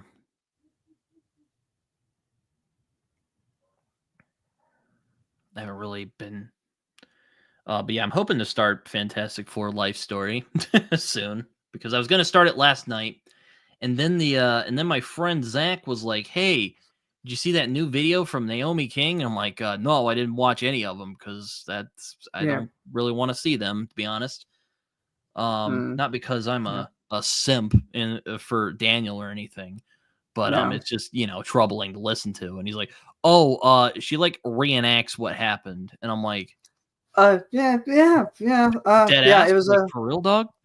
Like, she. And then I watched some of it, and she literally fucking does it. I'm like, dude, are you fucking kidding me? Yeah, it honestly, she hurt herself. She shot herself in the foot. I don't think she should have. I think she should have just left it where she did, but that because it's all muddied the waters now in terms of. But it's a whole thing. It's a whole thing. I've heard rumors that Hush might be the next villain, which we'll see. That would be cool. That would be fun. And Tharnell says my favorite Batman villain was Clayface. Mine is Scarecrow. We need a proper. We need a proper Scarecrow big bad. Movie. Yeah. Like, come on. Make it like Nightmare on Elm Street. Like, but in Batman. Like, that'd be cool. Yeah, that would be awesome. Like, we need to write that and pitch it to DC. Get James Gunn involved. Be like, James Gunn, take it. And Clayface is cool, but like live action wise, it's like I don't know how you do it without an excessive amount of CGI, and it's just I don't know. He's a cool character. I just don't know if it translates well to screen without like lots and lots of money to make it work. I agree with Aslan. I just kind of kept my mouth shut because I figured more would come to light, and I just didn't. Yeah, I was the same way, though I am hoping to make a video next week about idolizing people, which, I still hope to do, because I think that's a important message people need to hear. I mean, it happens with celebrities and everything. Like, it's bad to, like, if you don't know the person personally, it's like really like just there's a level. That's the whole thing with like the getting too close to content creators to an extent. Like, like they don't actually know you don't actually know them. So like, don't let your emotions get too involved with them. Like they don't know you. So it's like, hi, Ia. Yeah, I mean, it definitely, from what it looks like, they weren't very good for each other, and there's just a bunch of So just the person I feel the most bad for is Daniel's fiance. Same. Raph left. So he's just chilling. Max says the thing is, I have my beefs with Moorcock, but he is so honest in laying out his inspiration for his stories and characters. Elric being inspired by the Broken Blade, Broken Sword, and a Sexton Blake villain. Yeah, that's the thing I do like about Moorcock is he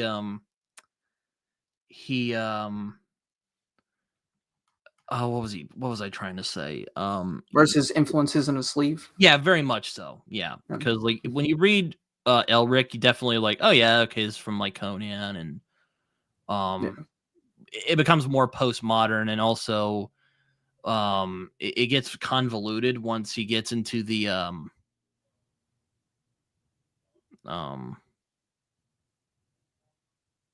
it just gets convoluted once the Eternal Champion gets introduced, because that's and then you'll be like, multiverse stuff. So that's where D&D got the idea for the cosmology from.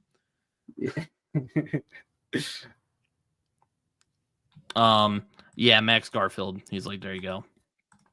But yeah, no, it's gonna be a debacle, I imagine. I don't mean to laugh. The situation's bad. No, yeah. It already is a debacle. But it is a debacle. It's a whole thing. Oh God, oh man. But at best, Daniel's still a cheater. So I think that's you could probably maybe lose some respect. You could probably salvage something from it, but yeah, he's probably gonna like lose a bunch of stuff and like friends and stuff. That's probably gonna suck. Yeah. And everybody makes mistakes. Malzahn all about compassion, but like you had a big platform, so it's like you it's unfortunate, but you get put to a higher standard when you are on the internet. And like that's the thing. Like we're all just people here. Like I am just a guy. Yeah.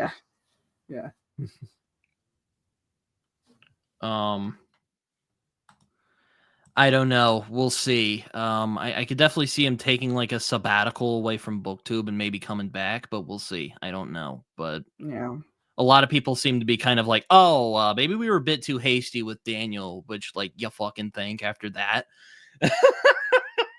Yeah, I mean, like, when I saw her video, I didn't go like, oh, she's a liar, but I also wasn't like, I just kind of like, let's just see where this goes, because there's going to be more information. It's just like it's really sad because a lot of people legitimately, go through stuff and they don't have a voice and they don't have nowhere to go. But like now you've kind of muddied the waters by like look, I get it. Yeah. Like when it comes to situations like that, it gets real messy real quick because like it inspires a lot of emotions. Like I watched that one video that his friend who he did the Beyond Two Perns with made. That was hard to watch. I really felt bad. Oh God, don't even get me started on John Del Eraz or whatever the fuck his name is. I fucking back to books, as Aslan says. Let's talk about books. Well, yeah, I'm hoping to start the Underground Railroad Guards in this new Fantastic Four comic I have here. I mean, to be fair, she kind of already gave the idea that it might have been consensual, but we'll see because she kind of was a bit confusing. Yeah. Yeah. But Alex, I'm sorry. Yeah. No, you guys. What were you gonna say? I was gonna say, Alex, what have you been reading? I finished the last Malzahn thing I had to read, which was Forge the High Mage. So that's done. Now I'm working my way through The Way of Edan by Philip Chase. And I plan on going through the rest of that, and then also reading The Wheel of Time for the first time because I've never read that, and then The Prince of Nothing at some point. And then also I'm reading Elric and Conan and other old stuff like that. That's kind of my whole thing right now. Bro, I felt, I'll admit, kind of. This is the last I'm gonna say on the subject before Wednesday just for saying. But this is about Matt. Like I felt so vindicated after unsubscribing to his YouTube channel after he put that dumb video about the DG allegations. I'm like, dog, not the time to do that. That was crazy. I was, yeah. Yeah, no, I mean, it's just like, oh God.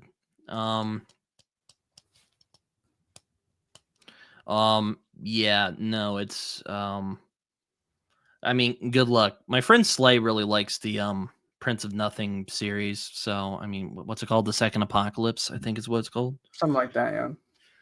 I hear a lot of it has to do with free will, and there not being free will. Like, it's very deterministic. So, it's going to give me a field day because I pretty much do believe that we have free will. So it's going to be a big mental debate in my head as I go through this. It's not in your face, or so I hear. It's just very much like kind of the theme of it throughout. So we'll see how I feel about that. But yeah.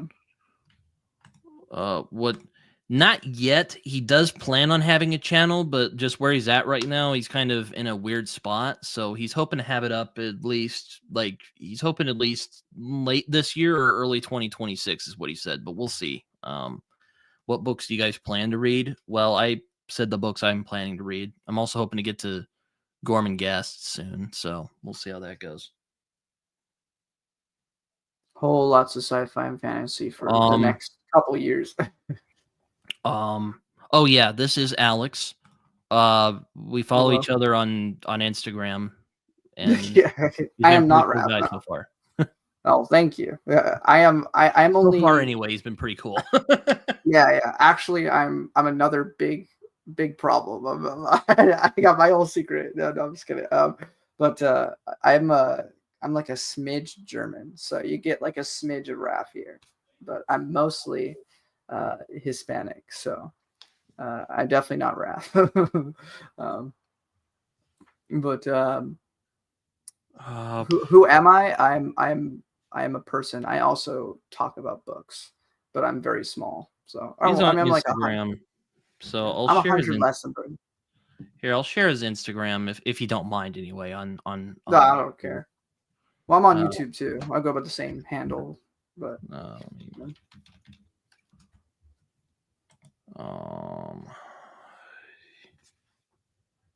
don't know. I haven't read the second Apocalypse, Aslan, so just well, that happens with Malazan too, depending on the book you're reading. Like Toll the Hounds, what's the story about? Oh, it's very it's very philosophical. Okay, that's awesome. What's going on in the book? yeah, like what happens? What are the events? Yeah. Also, my YouTube is just the exact same name I have on Instagram here. So I have 469 subs right now. What is it called, John? Do I even want to know? Probably not, but he'll probably say it anyway. A historian. Very good. Very nice. good. Yep. Daddiest to dad jokes right there. Oh, yeah, I got some puns. What did the cannibal get when he came late to the party? Oh boy, what did he get? A cold shoulder. Oh yeah, it says requested. Yeah, I'm private, so yeah. Yeah, I enjoy I was like that on my I am on that on my personal, but on my other one, and then I'm like, well, I have a booktube channel now, so I don't want people going through any hurdles. So I'll just mainly talk about books anyway. So yeah, it's fair. I should probably make a separate account, but I've had the same account since middle school, so it's whatever.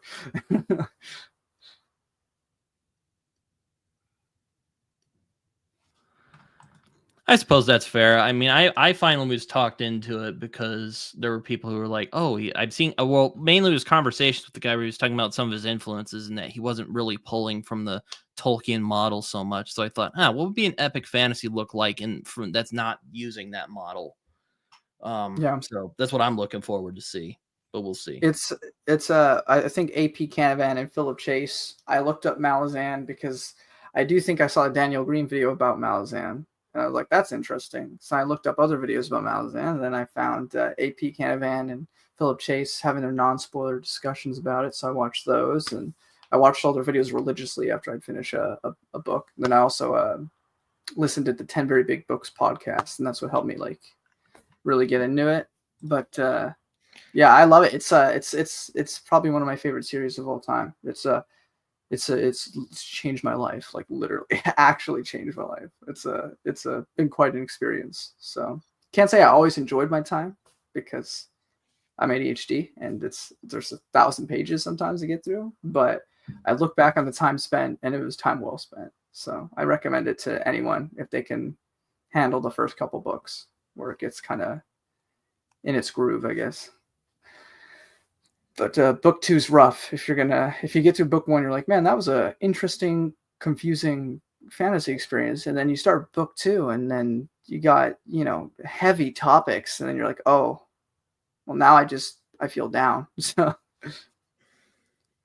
yeah, I mean, I like Raph and Philip a lot because they actually take books seriously, and it's not just like Well, Daniel Green before he went all fucking bouncing off the walls with the editing and stuff, where I'm like, all right, this isn't so interesting anymore. You know, I never got into the TikTok culture. I just never downloaded the app since all the years it's existed. So I've never allowed it to. I mean, I still have Instagram Reels, so that still gets me. You know, the little scrolling that you do for an hour, and you're like, why did I waste? Now I could have read a couple chapters of a book, but TikTok I never allowed myself to get into. So I'm safe from that.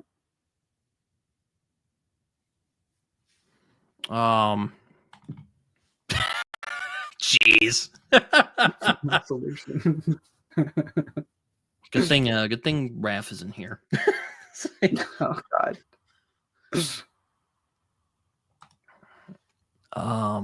Well, I mean, I'm hoping that I like book 1. I guess we'll see what I think when I get there. But I can't wait to know your thoughts on it. It's I mean, I think book 1's fun. I don't think it's as confusing as some people make it out to be. But I mean, yes, I've heard that. Like, yeah, like there's some people who are like, you need some context, and then or there's some people he's like he throws a bunch of stuff at you, and then there's people who's like, oh, it's not that hard, it's fine, and I'm like, you know what? It just you start the story, and you know it's just like you're kind of there, and eventually you'll kind of get what's going on, but you're gonna start confused, and there's nothing. You're not stupid. It's just that's the way it's written. You're dropped into a world. Like if you're playing a video game and you're dropped in the middle of the game, in the middle of a save file, you got no idea what's going on. But you're playing it now. Yeah, no, I mean, I haven't. I mean, I did read the Dark Star books, so if Malazan, I mean, and that book can be pretty complicated. So if I can read through those, I'm sure I'll be fine with Malazan. Hopefully, crossing my fingers here. You'll be fine. If you read a lot, you'll be fine. I think book 2.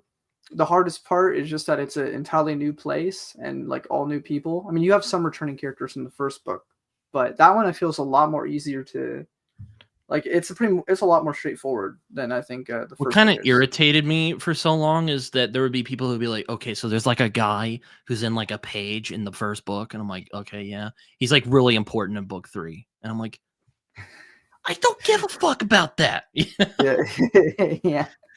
No. I think book 1's fine on its own, and but it definitely like they all build upon each other, and it you know like Endgame doesn't work if you don't have the entire MCU back. Well, yeah, exactly. That's a good point. But yeah, I was about to say, well, I'm probably not going to be on for too much longer. Probably a couple more minutes, and then we'll probably call it quits for the evening. Well, still late afternoon. I don't know where you're at, Alex. It's 3:01 p.m. for me. I'm in California. Oh, okay.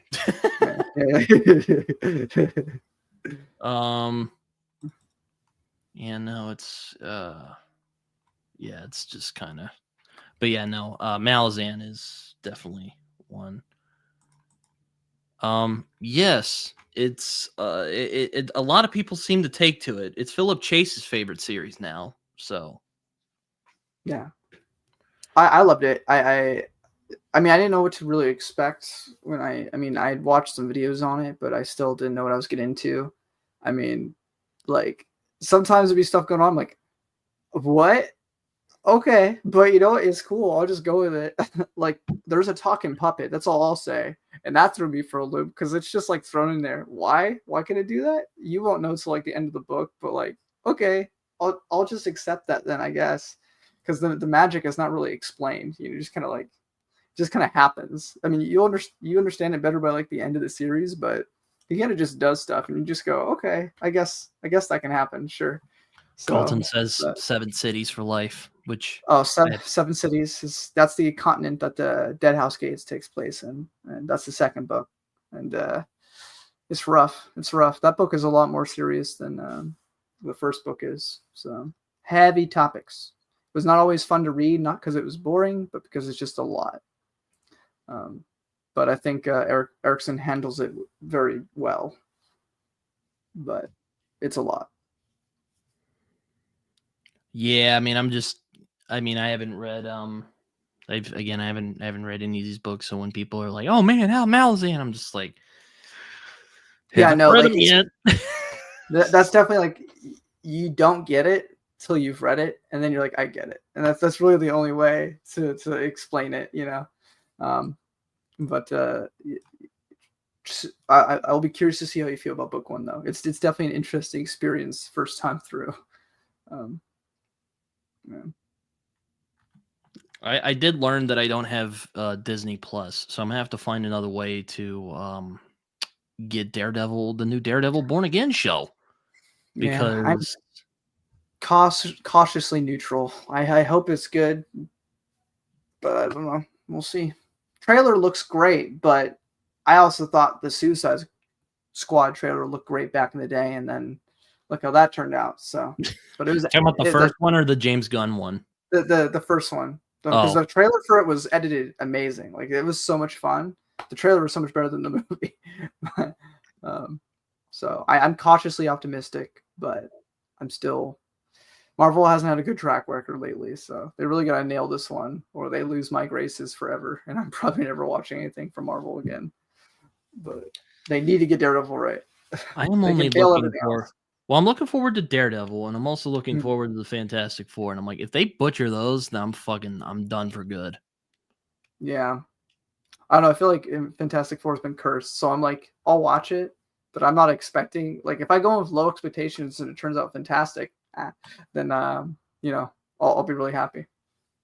Well, I hope so, Ben. You know, it's that's what some people have told me, and I hope they're right.